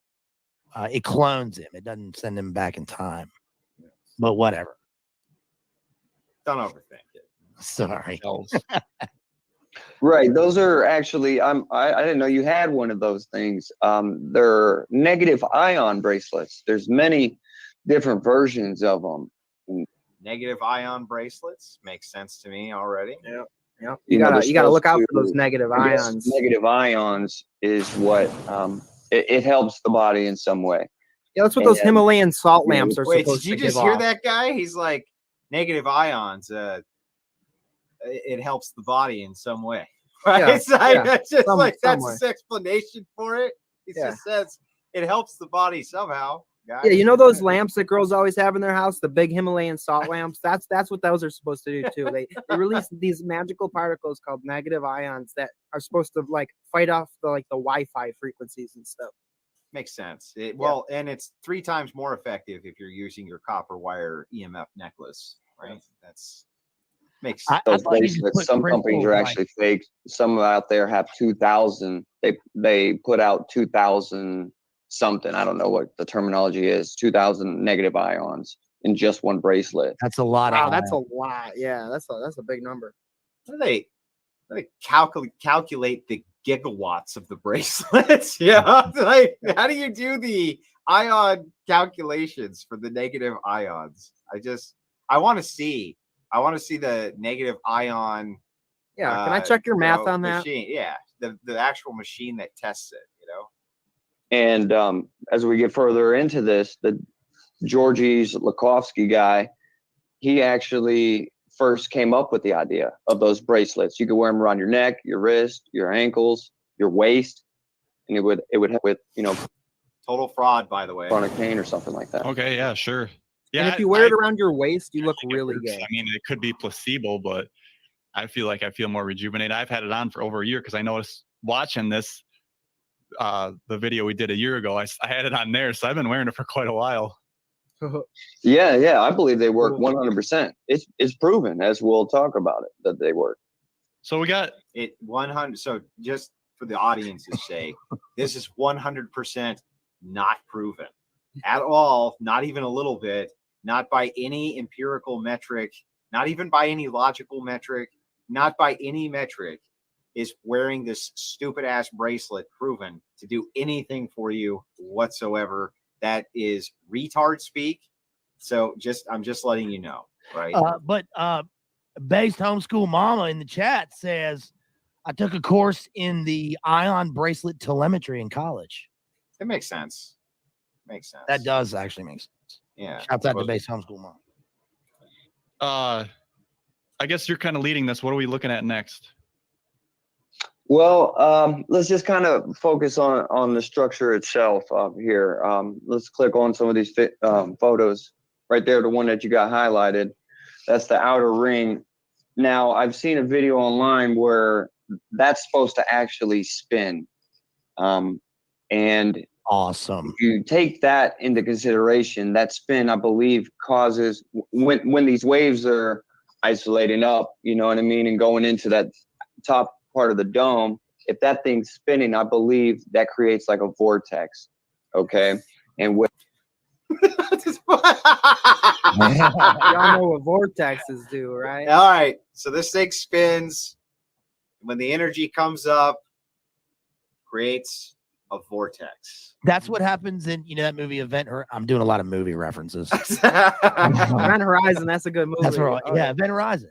Because they're trying to go through the wormhole, and they're like in an electromagnetic core, and there's they like got that a spin gyroscope thing. Yeah. But when they open up the vortex, it's just hell. Right. They just go to hell. So Yeah. maybe that's what they do here. Just to like give a callback, I'm guessing that is the cyclotron, which goes into the integratron, right? So this would probably be the cyclotron, and the cyclotron's supposed to spin really fast and create this energy vortex, which you can then pull in or pull out people from time or something. The phasotron is the final stage. Yes, the phasotron. Yeah. But they did reference already the cyclotron. I'm guessing that's the cyclotron. I'm not sure if you're too familiar with, like, or even if you believe in chakras or the body's energy. Some of those photos back. Of course. Had to have something to do with chakras, your body's energy, some type of esoteric new age bullshit in order to make the integratron work, right? Always has to be something, some type of sacrifice, chakra, energy waves, always some bullshit. That's what the basement was for. The sacrifice. That's why they came. It's crazy. Back here, these fucking people just eat this shit up too. They just gobble. It's just crazy. Click off that, and like any one of those ones with the magnetic field around the human body. Let's show that one. Yeah, that right there, that's like a vortex. It's not just going up. That's a proof vortex is what that's called. And around, it's actually spinning. They call that a torus. No, it's a proof vortex. Don't correct me. And as you can see, there's the one coming from your heart, and then there's the one that your body does. Okay, so that spinning vortex that's around your body, the machine, the integratron, or however you pronounce it, that picture actually right there, it was in a video. Okay, it zoomed.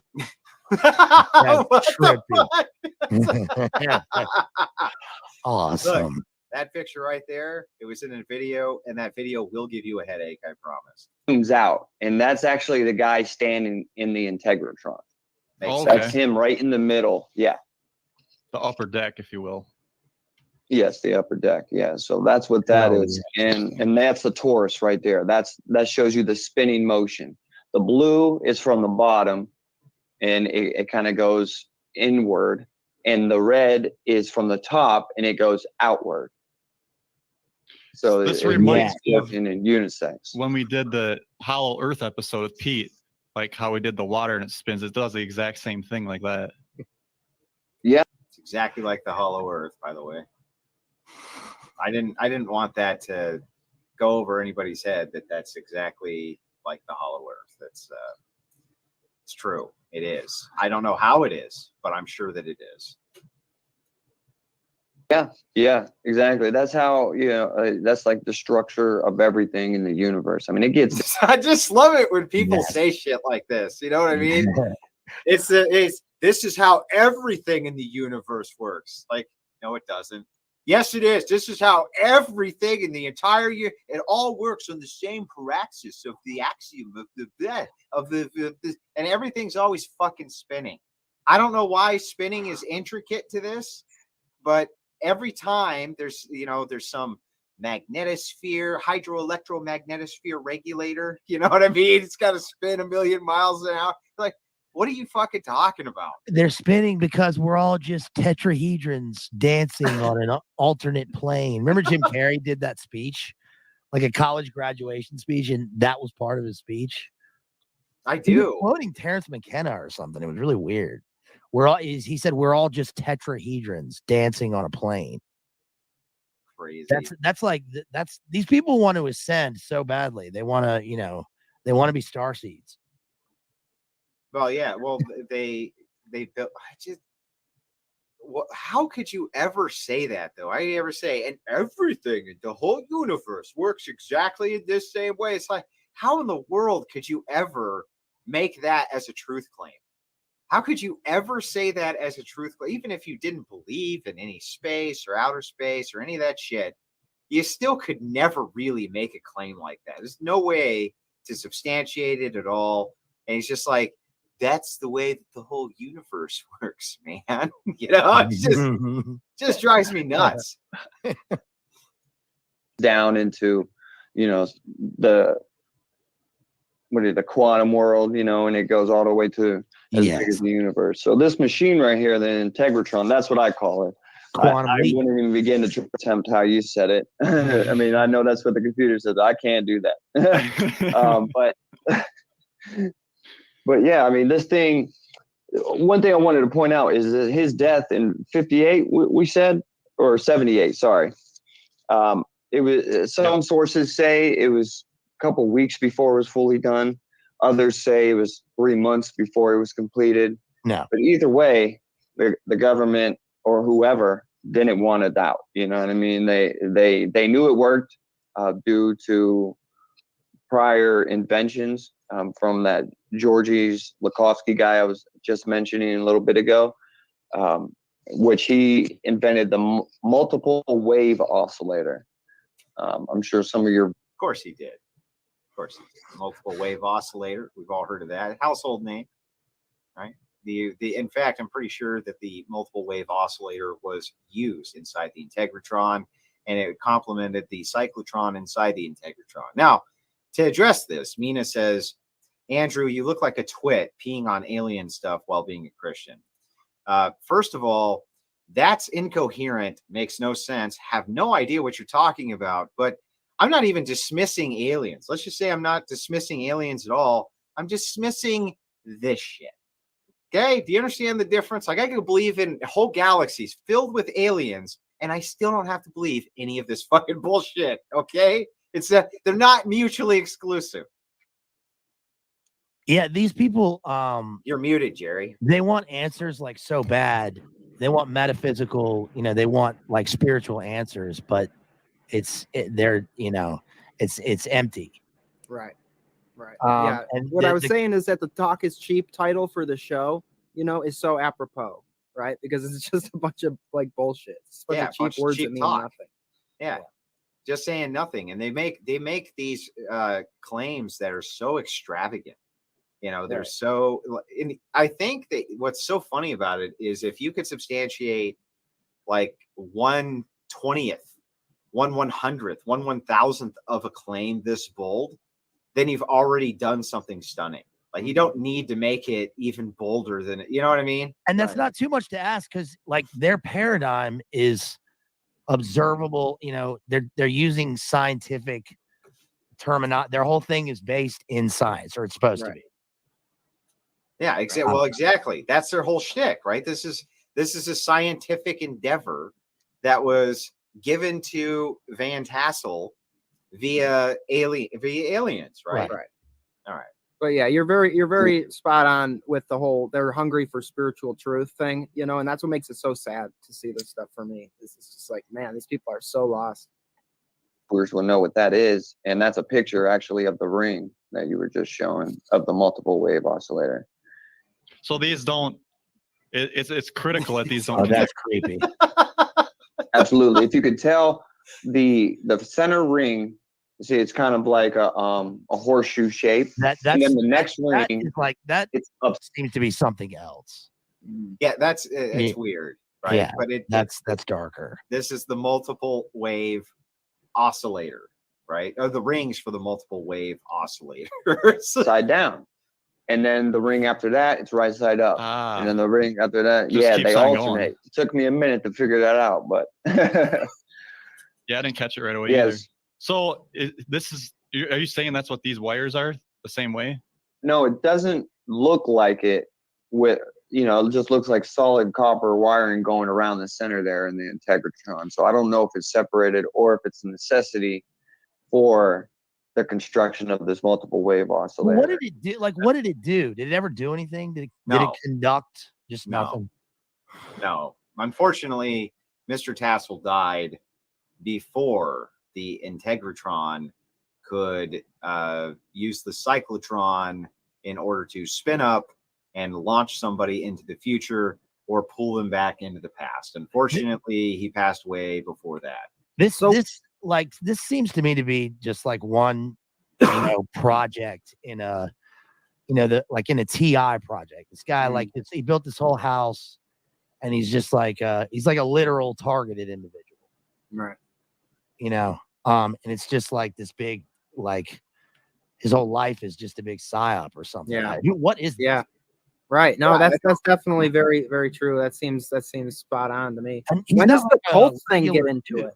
This dude was a scientist and all this. Right. And Yeah, lived on no, like a government person land. that was fed like disinformation. Like, what's that dude that's on Joe Rogan recently that talks about aliens all the time? Bob Lazar. Bob Lazar. Yeah. Right. Yeah. Very much similar vibes to that for sure. When does the cult thing get into it? Hey, okay, hang on.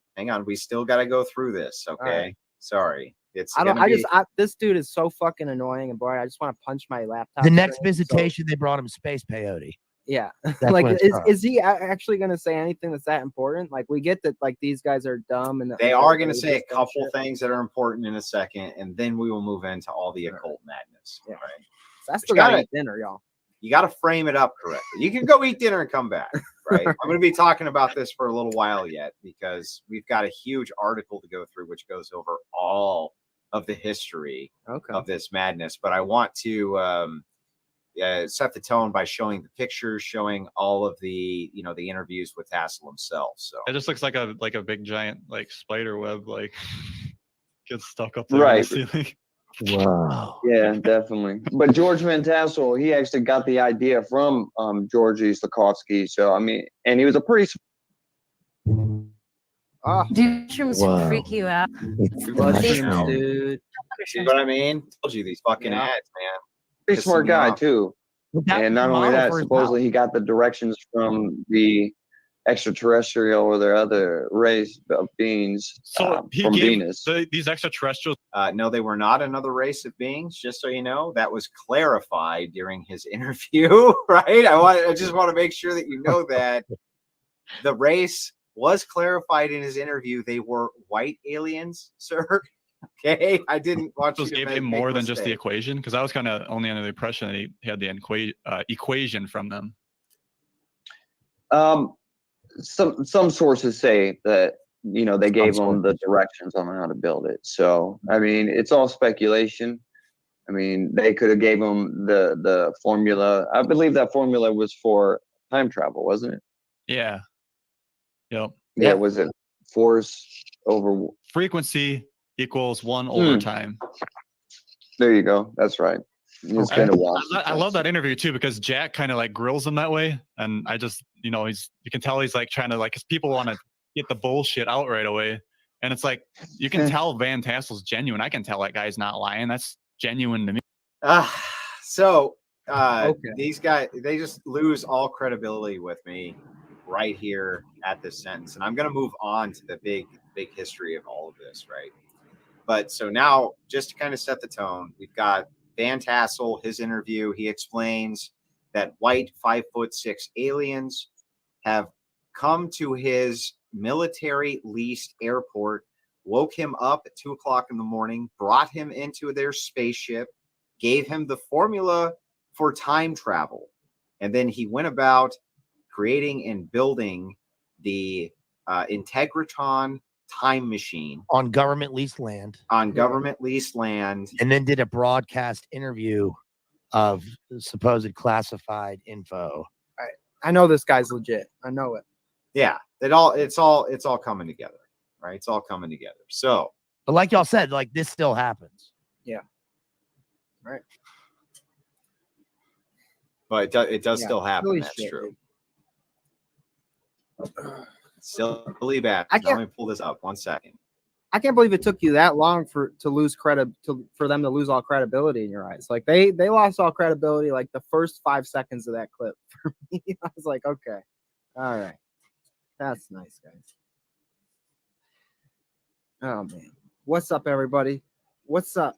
I feel like I should start singing now or something. Keep the dead air from coming out. Da da da. Like, We good. We're chilling. Yeah, We don't have to be making noises every second. We can just enjoy each other's company. That's right. We can just share a nice long silence with everybody here. I'm sure everybody would love it. I'm about to order some chicken fingers, y'all. I'm about to mute my mic and order me up some chicken fingers from the pizzeria down the street. Freaking starving, dude. Starving. Yeah, Mushroom House.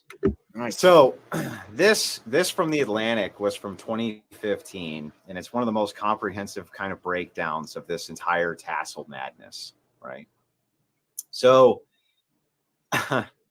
where to begin? The sign said, dedicated to research and life extension, George Van Tassel, an aviator and UFOologist, put it outside a structure he described as a time machine for basic research on rejuvenation, anti-gravity, and time travel in the Mojave Desert in the 1950s. That's a lot. Yeah, That's a the lot story of Van Tassel's Integratron, as the machine is known, is so outlandish and so otherworldly and so enchanting, encompassing UFOs, electromagnetism, Nikola Tesla, Howard Hughes, Moses, and a German spy. It's little wonder the site continues to attract tourists and reporters, drifters, spiritual pilgrims 60 years after Tassel began to build what would become his life's work. The Whitewood dome structure sits 4 stories high and 55 feet in diameter just off the 29 Palms Highway in Landers, California. It's about an hour north of Palm Springs. According to Van Tassel, the site was determined by its relationship to the Great Pyramids in Giza, as well as its proximity to magnetic vortices. Okay. So this was strategically placed in this area due to this. Okay. It's a 16-sided metal-free building constructed using a technique called joinery. No nails or screws were used in an attempt to avoid interference with the conductive properties of the machine. Inside the acoustically perfect sanctuary made of Douglas fir rises 3 stories high and features sweeping views of the desert from its 16 small windows. The Integratron remains open to visitors today, although it's no longer outfitted for the purpose of time travel. The machinery is mysteriously long gone, right? So was it ever there is the question, right? Was the machinery really ever there? The story of Van Tassel's time travel dome begins under a rock where he lived. It was here a few miles from Landers that the inventor established an airport, which he ran for 29 years on land leased from the U.S. government. It's also where he incorporated a science philosophy organization called the Ministry of Universal Wisdom. Oh, here we go. Wow. Okay. One of many UFO cults that sprouted up in California shortly after the 1947 Roswell incident that brought UF culture into the mainstream.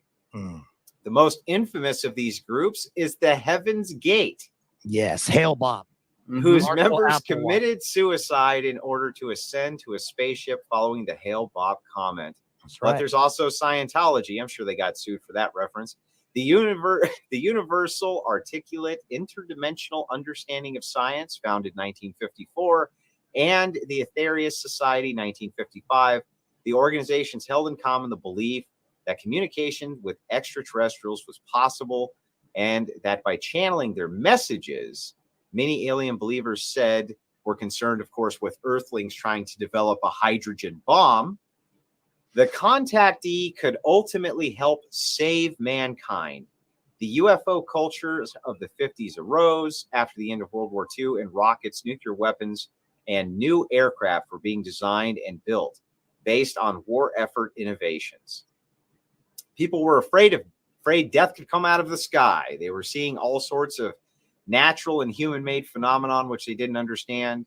It was during this era of increased distrust among the Americans of the U.S. government, the beginnings of the Cold War, with the possibility of nuclear weapons looming and a new age movement in California blossoming, that Van Tassel rose to the national prominence as a charming, well-spoken UFO expert.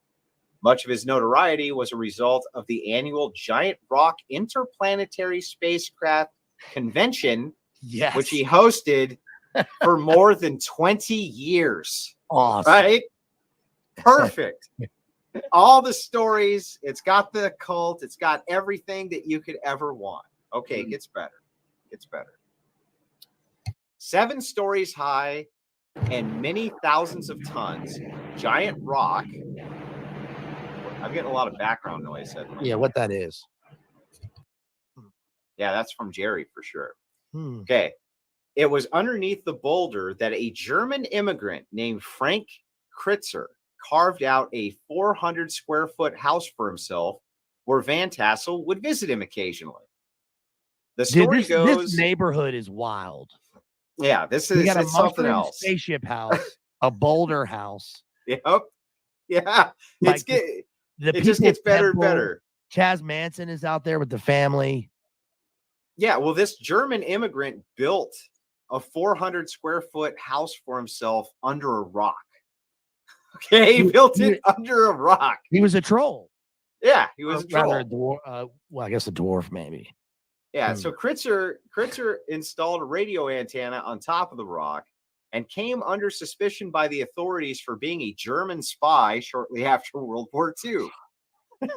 Accounts vary, but a tear gas canister from a botched FBI raid is said to have somehow ignited Kritzer's store of dynamite and blown him to bits. Holy shit. Okay, so they Ruby Ridged his ass. They did. So he was this guy Kritzer, German spy, builds himself a 400 square foot house under a rock or whatever, right?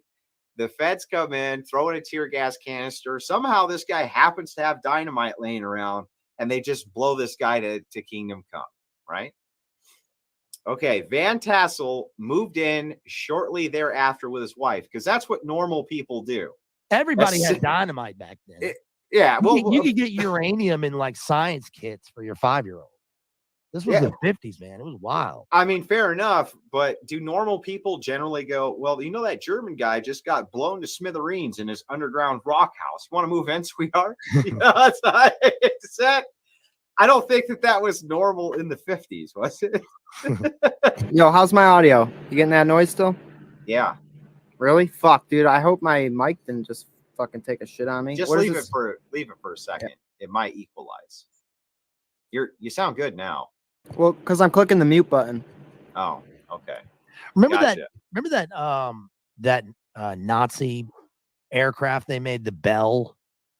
They said it was like advanced ship, hypersonic or something.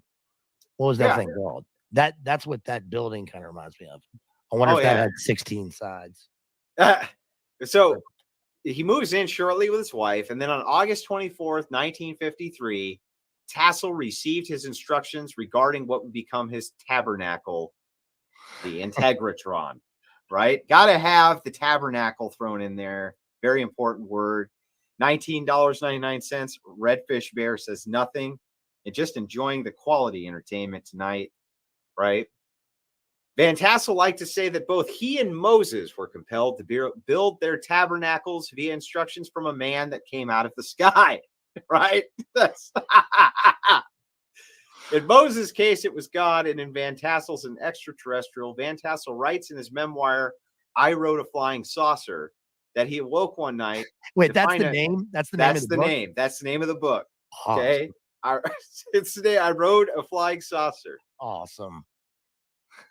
Standing now, so in this tale, in his memoir, he says that he woke up one night to find the man standing at the foot of his bed. A little bit different from the interview, right? A little bit different from the interview. Remember in the interview, he said he didn't really remember.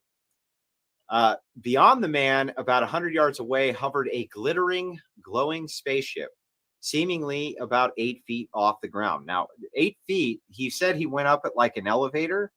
Now, I don't know about you, but 8 feet's not very high. Just so you know, that's not elevator high. Or was this just a different visitation? This one was. This is the lower down. original one. This is the okay. original one. The man introduced himself in English as Solganda from the planet Venus. Now, remember, he didn't remember the planet in the interview either. Just so you know, right? And invited Van Tassel aboard his ship, where he divulged the schematics of the Integratron. Its construction would become Van Tassel's focus for the next 25 years. Tassel's interest in flying aircraft was borne out by his career of choice. He was born in 1910, blah, blah, blah, blah, blah, blah, blah, right? So here we go. We're going to get This into was his some more of life this. pursuit for 25 years. 25 years. Like this huge family. And he paid like $25,000 for a well back then. Yeah. How's this dude living? Okay, well, we're gonna get in. This gets into all this. Okay, All right. like we're just touching the surface. Okay. Awesome. Science continuously disproves its own theories, he explained about his willingness to believe. This is the only gauge by which man can record progress. Even time is only recognized as it passes, and events recorded after they happen. Man accepts three-dimensional theory because the illusion is understandable to his limited thinking. With applied, undisturbed effort, man can develop his all-dimensional sense of being and record time and events in the future as well as in the present and past. Gnostic, right? Totally. So exactly what it sounds like. Tassel's belief about the fluid and unreliable nature of time were in many ways a reflection on mortality. The biggest trouble on this planet is that when you get smart enough to do something with the knowledge you have acquired, death intervenes, he wrote. So the whole, what is this again? Oh, it's okay, Baze. This is the same theme, isn't it? Is this sounding familiar? That was so profound, man. So profound, right? Death intervenes. They're always trying to find the secret to immortality every fucking time. Dude. Listen, man, this guy, he was just a regular guy. He lived on a military base in a secret Air Force facility. He built a 16-sided Tesla house. He wanted to live forever, and his best friend lived under a rock. I mean, can't you guys just accept this? That's a tale as old as time, honestly. Yeah, we've been here before. Our lifespan is just too short. Van Tassel's solution to old age was a high voltage electrostatic generator that would supply a broad range of frequencies to recharge cellular structure. So it's like a battery. I mean, he was thinking about it like a battery. Okay. That's exactly what it is. All right. Okay. By recharging cells through electromagnetism, we could turn back the clock, thereby extending lifespan, he said. It wasn't about transporting people through time. Of course not. The aim of his time machine was to turn back the clock to give our physical bodies more time. He compared it to charging a car battery. Okay. So, but I mean, in a way, like you turn back the clock when somebody's heart fails and you clear, you do that whole thing. That's kind of what he's saying, isn't it? Yeah. Yeah. It's like what do you call that thing? A defibrillator. Yes. Thank you. Yeah. Yeah. That's a sciencey word. Yeah, it is very sciencey. It's true. The defibrillator, which goes, I think that perhaps the technology for the defibrillator was invented inside of the Integratron. It's possible. The Integratron just happens to be my favorite of the Decepticons too. Yeah. No, that's the Cyclotron. Soundwave. It's easy to get them confused, but it's my favorite, so I think I would know. So he compared it to a charging car battery, although, as Professor Bates points out, the concept of charging cells is, like many of Van Tassel's ideas, too vague a concept to be considered a testable conjecture. Testable or not, Van Tassel directed his skeptics to consider the known yet invisible entities of gravity, oxygen, electricity, and magnetism, as well as the limits of our five senses, which restrict us to a narrow experience of the known spectrums of light, sound, and smell. Humans have the capacity to see less than 1% of the electromagnetic spectrum, he noted in his writings, which means both birds and bees have the ability to see things we can't. And still people go around saying, I won't believe something unless I see it, he wrote. Right? They have people wanting evidence, right? So wanting empirical data. I mean, okay, look, so like his basic thing is kind of legit. He's like, he made the point in the film about, like, I think Plato said this about like, you don't know that music exists like until you play the instrument, and then there it is. And it was there, but like, yeah, you tapped into it, right? You could talk to somebody on the other side of the world, like with this handheld thing, like, and you could hear their voice. That's wild. But then the next step where he jumps to like, okay, we're going to extend human life. Yeah, I don't know. Well, I mean, that always seems to be the way that it goes, right? Every single time. Sorry, I had to tell the wife to bring me down I wonder if this dude was like OTO or something. I mean, he was showing the moon, Jack Parsons, sort of in the same area. He was determined to provide his naysayers with irrefutable evidence in the form of his rejuvenation machine, which he believed would offer proof of his alien encounter while benefiting mankind immeasurably. The science behind the Integratrons is based on electromagnetics. In his quarterly magazine Proceedings, by the way, quarterly magazine this guy has now. I don't want you to forget any of these minute details. He's got a printing press? Well, yeah. Van Tassel described the ongoing construction of the building to his followers. The armature, 55 feet in diameter, has been the most difficult part of this whole project. Okay, so by the way, before I go, Mina, if you keep on spurging out about Jews in the chat, I'm going to get rid of you. The people on that subscription list were like definitely on other lists. Yeah, stop fucking spurging, Mina. Stop it. You know what I mean? I don't want to time you out. You're always a good sport. You watch the debates and shit like that, but stop fucking spurging. Requirements for anti-friction, expansion, and contraction from heat and cold and wet and dry conditions have made this armature a mechanical wonder. 4 times larger in diameter than the largest armature ever built. It floats on a 16 Teflon-bearing blocks, which are supplied with compressed air to float the armature on air. 120 pounds of air in each bearing block literally floats this 1,700-pound spinner.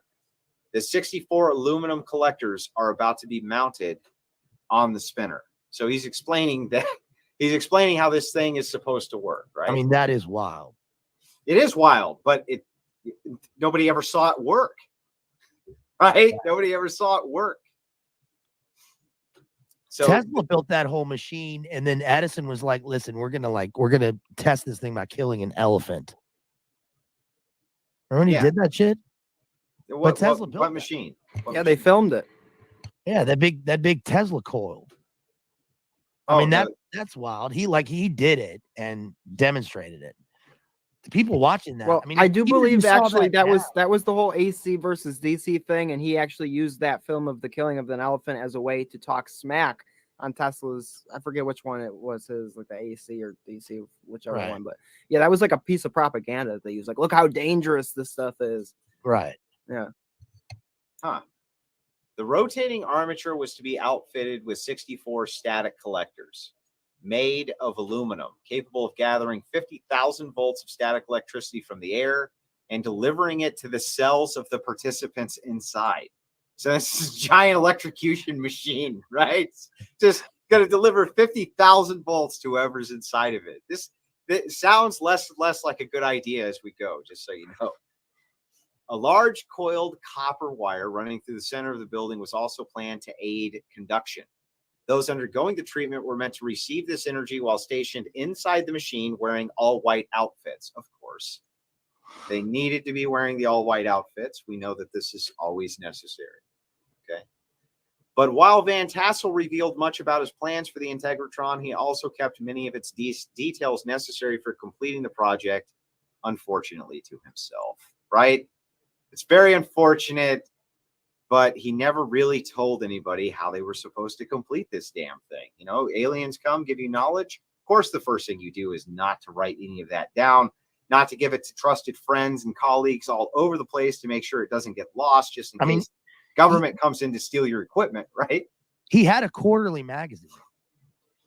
Wouldn't That's he? true. I mean, yeah, where would you ever think to publish this? You know? Yeah, exactly. Like I says, why is all the whiteness? I don't get it. I don't get the wearing white stuff. You know what I mean? But while Van Tassel revealed much about his plans for the Integratron, he also kept many of the details necessary to himself. Van Tassel died of a heart attack in 1978, although apparently those who knew him to be in good health found his passing suspicious. His I mean, he was like 78 years old. Yeah, he was 78. So he's in heart attack range, right? So this supposedly read birth through induction, death by short circuit. Apparently, these were the final things that were put down, right? Damn. He wrote that. Yeah. Lacking funds, the necessary blueprints for completion, and their charismatic leader, the Integratron project soon stalled. The building was sold to a man who planned to turn it into a disco. Right? Yes. It's a disco room. Yes. The Integratron disco. It sat empty for years. Van Tassel's equipment disappeared, making it difficult to determine just how much of his vision he had constructed before his death. It was bought by Three Sisters in 2000 to open the building to the public and now promote it as a place of healing, as well as advertising its unusual acoustic properties, which I'm sure it has, because it's a big round wooden room. Okay. So I'm sure it does have some interesting acoustic properties. The musicians Moby and Jason Mraz have both recorded there. Jason Mraz. Yeah. I can picture Moby being there. Yeah. It's like a Moby type of place, but Mraz? Yeah. With that hat on? A healing sound bath session was fully booked on the day I visited. The group was a mix of young, curious East Coast tourists and one gentleman from Los Angeles who confided that this was his fourth visit. That after his first experience, he'd immediately booked again and again. None of us was there hoping to become younger. We weren't there for Van Tassel's hopeful pseudoscientific promises. But while the Integratron appears to have transcended its original purpose, now a standard stopover for visitors to the Joshua Tree National Park and day trippers from Palm Springs, literally probably day trippers, by the way. So he turned it into some sort of like gay bathhouse type place. Yeah, it got turned into like a hippie new age, nonsense destination. They were doing some sweaty hot yoga in there. Right, that's what I'm saying. They always wanted to book their next trip for sure, I bet.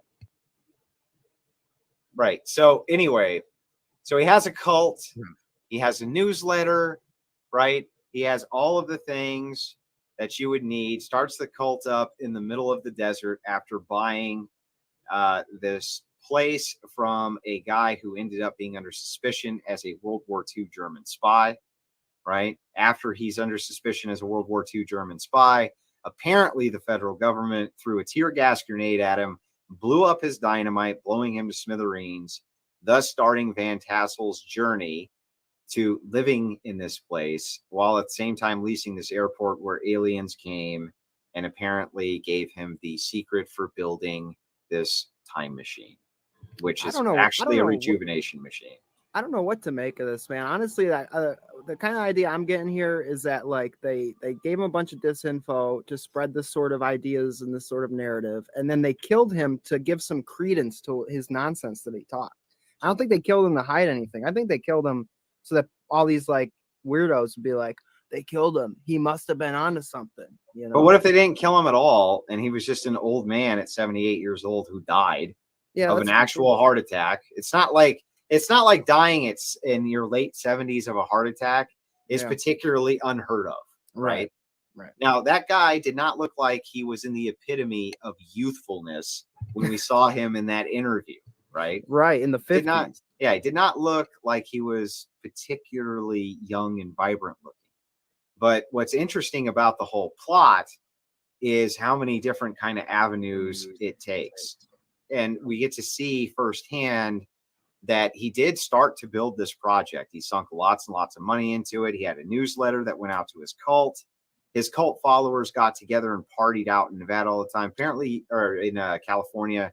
Apparently, you can still go out there and find that rock that they used to live under, and it's tagged with graffiti from the followers and all kinds of stuff. So, and as the end synopsis phase, right? If you had to make an analytical judgment about all this madness, what do you think? I would say that I think there are a bunch of different strands with this whole thing, and it wouldn't matter if this was just like some guy who did all this and he was just, this was his pursuit, like the dude who, did Mount Rushmore or something, right? It's just a project. But like all the other things about him being like a legitimate scientist, living on the Air Force land, like completing or working on this project with no like income. The reporter or the interviewer like constantly making reference probably pretty accurately to like, his evangelizing, and then like he has all the followers and all that stuff. It just seems like just another, like y'all said at the beginning, like this is still the same model for what happens now. It's slightly different, but it's still like the same model, right? And is this just some psyop? Did he do? I mean, what was this? Was this just like PR? Was this just like a production? What's the purpose besides, like okay, with Area 51, it's like, okay, they have the advanced weapons going on like near it, and then they have all these nuts right here, so everybody looks over here instead of where they're doing the actual stuff over there. Is that part of it? Is it like, is this a cult? A lot of this is like Blavatsky, right? Right. Or could it be just an experiment to see, like, an early experiment to feeding somebody disinformation to see how far they can push them or see the effectiveness, and just like an experiment on that level.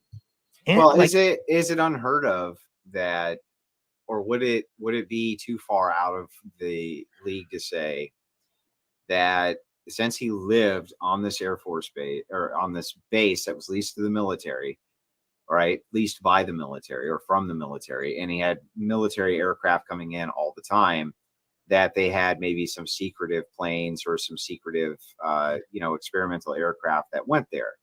Maybe one night he was woke up. Maybe one night he was woke up and he was brought out to a craft. Maybe there was a bunch of little pudgy 5'6" white dudes who were in the craft who told him a bunch of nonsense and he ran with it, right? Maybe that's all true. It's kind of like, when the Iraq war happened, they're like, we've got these things called Predator drones. It's like the latest technology. And they were using drones in Nam, right? It was old. Or the first person who saw like a bat wing, jet or a jet itself, when they first saw Messerschmitt. You mean like a stealth bomber? Or like a stealth bomber. Yeah. Or like when the V2 rocket was hitting and then they would hear it after it had already hit. It's like, and this is where they do the testing. So it makes sense. But I just know that Jay talked about this in his analysis of that Annie Jacobson book, that one of the interviews is with a general who says, no, we did do this. And we know the Russians did this. They took bodies from a morgue, like small people, little people. And then they dosed a guy with something. And they said, okay, they were testing how he would react. And they were like, they had all the lights, they drugged him, probably probed the guy, and then they were like, these are the aliens. And the guy was like, then he went off and told people that. Right. So, yeah. No, I could totally see that being the case too. Yeah. Or maybe he was just, maybe this was all genuine and he really did, and he was schizo. Maybe I don't know, man. Yeah. Any number of those, all of those could equally be true. It's an odd thing though, because most of the time with the, abductee deal and all of this, they don't actually go on to try to build some kind of actual superstructure and make their lives work to do it. That's the bizarre part, right? Like there's a con, but usually cons lead to you being more personally enriched rather than you actually sinking the con money into a project. And that is the part that is bizarre, and I think is the most attractive part of the whole story, right? Even if they wanted to do that, they'd be incapable of doing it. And this guy seemed to, he did, like he built the house. He built the house. You And know. they said that there was instruments and equipment inside the house. You know what I mean? And Yeah. most of it's gone, but I mean, he was definitely working on it. They were definitely building it. Now I've seen it, right? Because I lived out in Joshua Tree, California. I've been through Landers, and I would never went into the time machine, but I definitely saw it multiple times, passed by it. You can see it from the roadway, and it's a big structure. You know what I mean? But what's interesting about this is that he did go on to build the structure. So if it was a psyop, and they did push him into doing this, let's say, that's an interesting psyop because he really did build something out there in that desert, and it is an interesting design, and it is bizarre, and he did at least release some of his plans for trying to get 50,000 volts to engage with a person's cells who is standing inside in a white robe. So, I mean, where do you take it from there? You know what I mean? Like, where do you take it from there? Yeah, that's why I said it was hard. It's hard for me to really figure out how I felt about the whole thing, because that definitely is a weird angle to it. I mean, maybe he was just a true believer, or maybe he just was like, this is the thing that's going to make me seem special and get me to have some sort of crazy follower. I don't know, man. I really don't know. Remember, in Puzzling. Close Encounters of the Third Kind, the whole point is like you get these regular people, and they then they go and they make their little mud mountains or whatever, and then they go up to Devil's Rock, it's a big rock, and they kind of intend for the same thing to happen, but it's all just I mean, in the movie it's aliens, but one of the things in that movie is that they keep the public away from where we're going to meet the aliens by telling them that they've been ionizing the atmosphere. They've been spraying chemtrails. Right. They tell them that. And that, that happened in St. Louis. They did actually spray. They did that. So I don't know. Who knows? That's a crazy fucking story either way. And it's crazy that I never heard of this. It is interesting that, oh, well, we have many more coming up that are even more insane that people have not heard of. We're going to be covering next time the cannon that was made by Saddam Hussein that was designed to blow up an entire country in a single shot. So built right into a mountain by an Israeli operative who was later assassinated by the CIA. Not kidding about any of this. What? The Saddam Hussein super cannon we will be covering on the next. Hitler had one of those. Remember, he put it on the train. And it was the size of like the Empire State Building, but lying down. Yeah, well, this one was built completely into a mountain. They built it into a mountain. It fired using regular old black powder, and it would shoot a projectile the size of a Ford F-150. It was this was a mega cannon, and the story is gonna fucking wig you out when you hear. So, in other words, W was right. They did have a WMD in a way. Well, no, the Israelis had taken care of the problem long before the CIA operative had decided to derail and defect and go work for. He got screwed over real bad by the U.S., so he went to go build his big guns elsewhere. Let's put it that way. So we'll get into that story too, because this one's wrapped up. But it is a crazy tale. The tale of the time machine in the middle of the Mojave Desert. George Van Tassel, you look it up, go look up, or you can read his book, all this type of stuff. But yeah, it's a wild tale. So it was worth going through the looking glass to take a peek at that one. I don't know, like California geography. Is that anywhere near? Where's the JLP? Where's the Jet Propulsion Lab? Is that like Pasadena? Is that close? Pasadena? Yeah, is that anywhere it's not close? that close. No. So where was Jack Parsons doing all the rocket experiments and the rituals? In the desert somewhere in California. Yeah, I don't remember, man. I have to look it up. I don't know.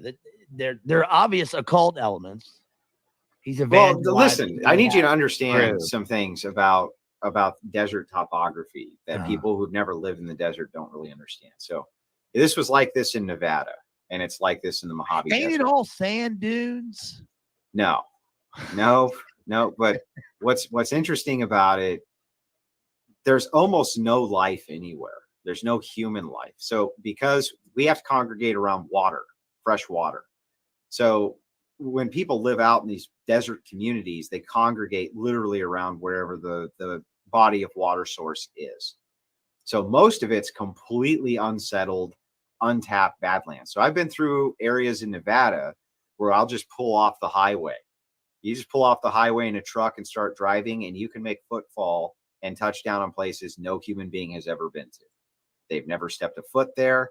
They've never been anywhere around there.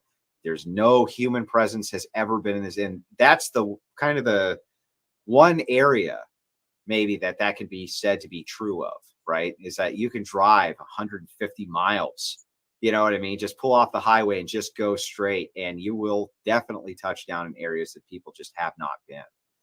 And that makes it a beacon for cult activity, because you can go out there, go down a small trail, go off into the desert where there's just nothing.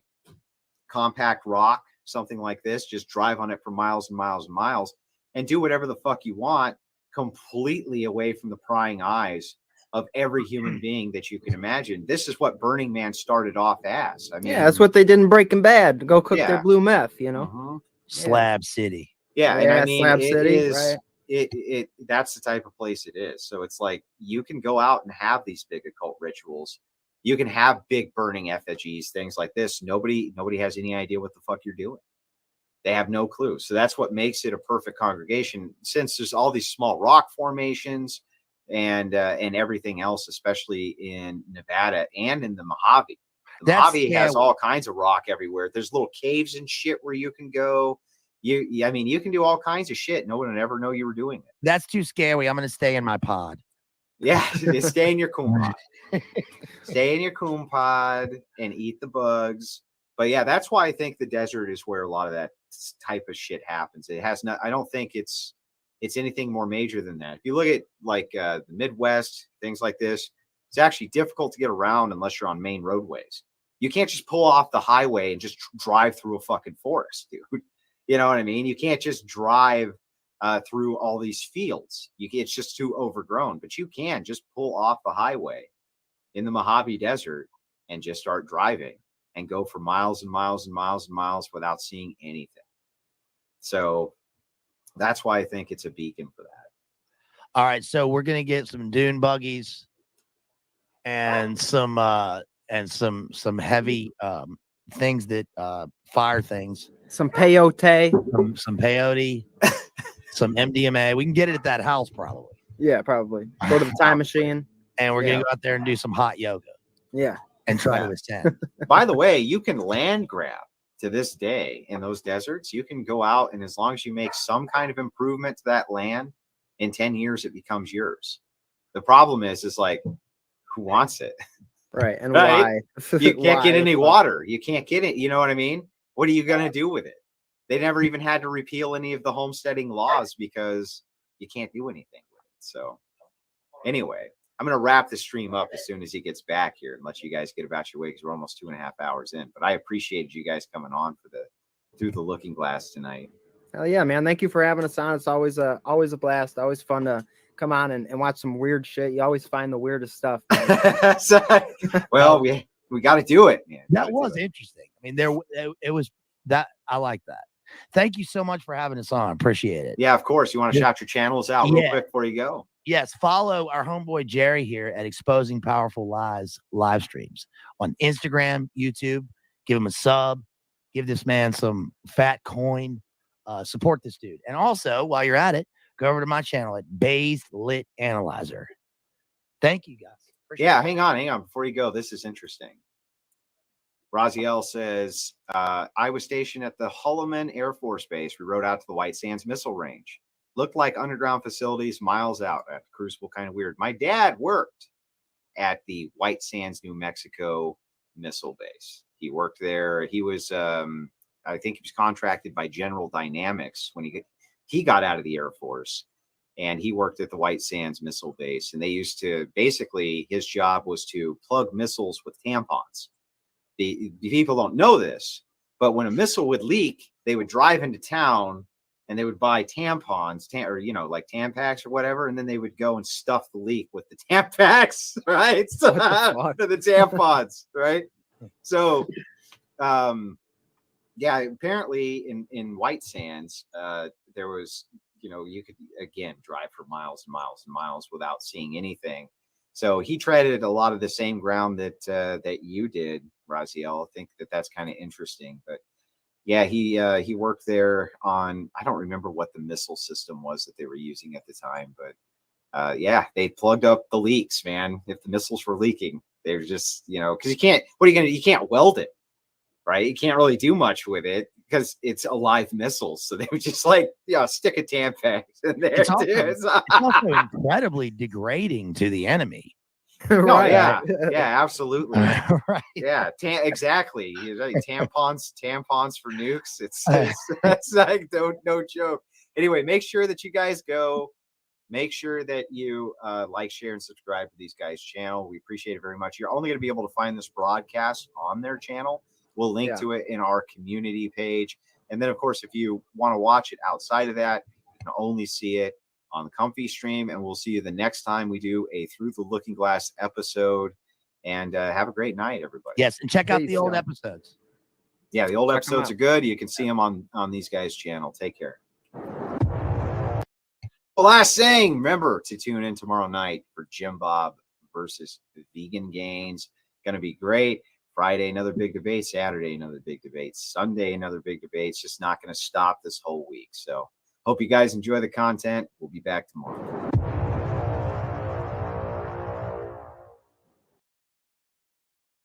All right, what is up, everybody? Let me know if you can hear me. I don't know if I have this muted or not, so let me know if you can hear me. Everybody, I hope you enjoyed that rebroadcast that we just did from the Crucible. If you guys don't know, every one of those Through the Looking Glasses episodes, they are live over on the Crucible when they happen. Then he takes them down, and then I rebroadcast them exclusively over here. He does that as a way to help my channel out, and we really appreciate that. You can also watch it, so I guess it's not that exclusive. It's exclusive to this channel, and then over on Andrew's personal platform, comfy.stream. So if you guys don't know about that, go over there and check that out. It is comfy.stream. That is the URL right there down in the bottom left. Yeah, we have a lot of fun doing those. That one was very fun. I know Andy said he wants to do those, like once every 2 weeks or so, maybe twice a month. So we're shooting for that, but obviously scheduling and stuff, we don't always have the time to do that. But I want to say thank you to everybody who's here, including our homie John MC. What a great guy. He was giving us some great comments during this rebroadcast, so I really appreciate his presence always. Nate Armstrong, how does Vegan Gains have any followers left? Well, yeah, that debate went down, and I don't know if you guys watched that, but that was brutal. Big ups to Jim Bob, because I couldn't do it, man. I could not do it. I do not have the patience to sit there and to debate these people. I tuned in halfway through and I saw Jim Bob getting so frustrated and just calling him a Riri and an idiot. And that's what I would have done after 5 minutes. So big ups to Jim Bob for making it half the stream before just being like, dude, you're a retard. Like, stop, John says, can see and hear you. I'm sure to come back soon. This brings back many memories. Thanks, Jerry. Well, thank you, brother. Really appreciate you. Love you. God bless. And, hope you stay safe during these storms. Here in Buffalo, we got like 4 feet of snow. Supposed to snow some more. Y'all, I met a girl. You boys in love, dude. Not to be all gay and stuff, but for real, dude. I am so happy. You guys don't even know. Y'all don't even know. But anyways, I told everybody I would read super chats at the end of the stream, so that's what I'm here doing. So far, we got one donation, $5. Nothing was said. Just a tip sent in by our homie Jason Scholl, who always is sending in $5 tips pretty much every stream. So just huge thank you to Jason. Thank you so much.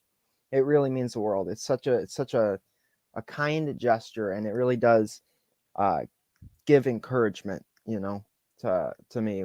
Doing this kind of work, even just $5 is a huge emotional morale booster, so I really appreciate that.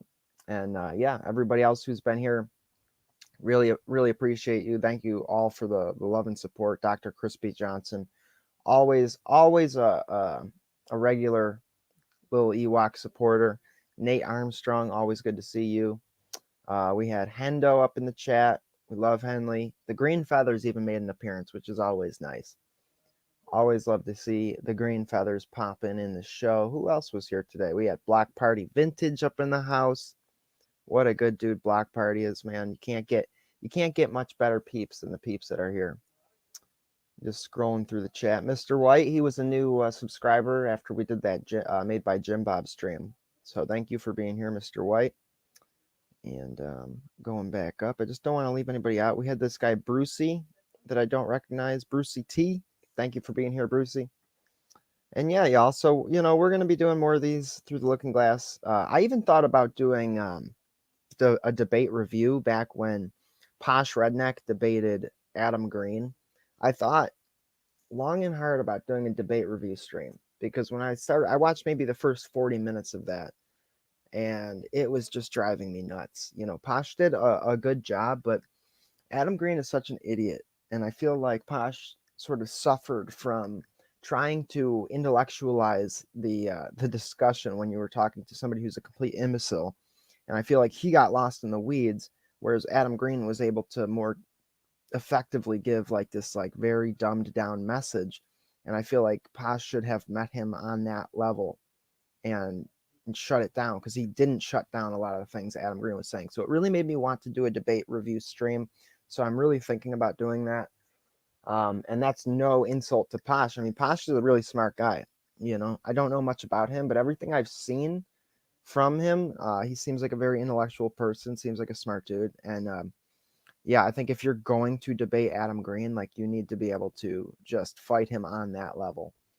So I'm really thinking about doing that. We also did get a sponsored stream. So somebody did send in a big tip, $100 tip, and sponsored me to do a stream on Tolkien, the life and work of Tolkien, as you probably heard in the middle part of this rebroadcast that we just watched. So keep an eye out for that. That is coming up. I'm just doing the research on it now, getting my notes together, and then we're going to be doing a deep dive into the life and work of Tolkien. So really looking forward to that. Nate says that the debate review stream sounds good. Well, I just might do that, man. I was like tossing the idea up in the air because I'm like, I don't want it to come off like I'm insulting Posh. So, but I'll make that very clear when I do that. But I stopped myself after watching 40 minutes because I decided, you know what, if I am doing a debate review stream on this, I want to have it all be fresh reactions, first time seeing it, But yeah, so those are the upcoming plans for these streams. You just check through the donations, make sure I didn't leave anybody out. If anybody did send a tip, I don't want to miss you. Thank you to everybody who has supported in the past. Huge, big love to all of y'all. And yeah, man, I'm just living life, working this new job at UPS. It's absolutely just demolishing my body in the best way possible. Really grateful for that job. So shit, man, I think that's all we got to say today, y'all. Thank you so much for being here. Please like, share, and subscribe. And yeah, oh yes, one more thing. So yeah, sponsored streams, that's a huge way you can help. If you want to see me do a stream on any subject or topic, send in a donation, whatever you think is fair for the amount of research and whatever the topic is, and I will do a full stream on whatever issue it is. But the main thing that I always forget to plug is the Clips channel. We just started a Clips channel it's being run by our friend Slowboy Whiteboard.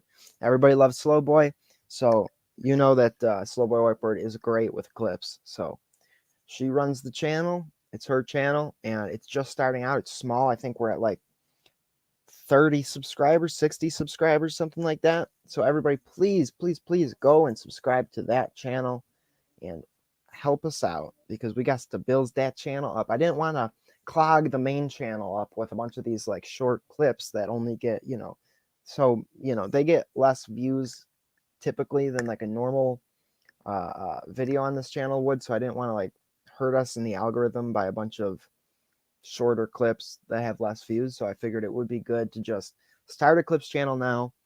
We could start building it up so that in the future, it's already begun. So yeah, go over there. It's called EPL Clips.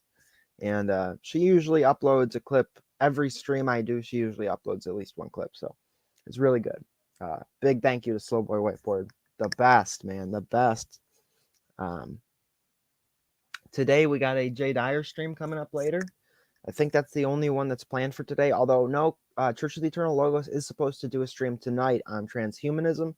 So for either of those, I'm sure I will see all y'all in the chats, or most of y'all. So yeah, just keep up the great work, y'all. I hope y'all are staying warm during this wintry, snowy bull poop that's going on outside. And yep, Crispy says Kotal tonight. Yeah, he was supposed to be last night, but I know he rescheduled. So we got JD, Koti going on. I'll see y'all there. Everybody, God bless. Thank you so much for being here. And nothing else to say other than peace out, y'all. Peace.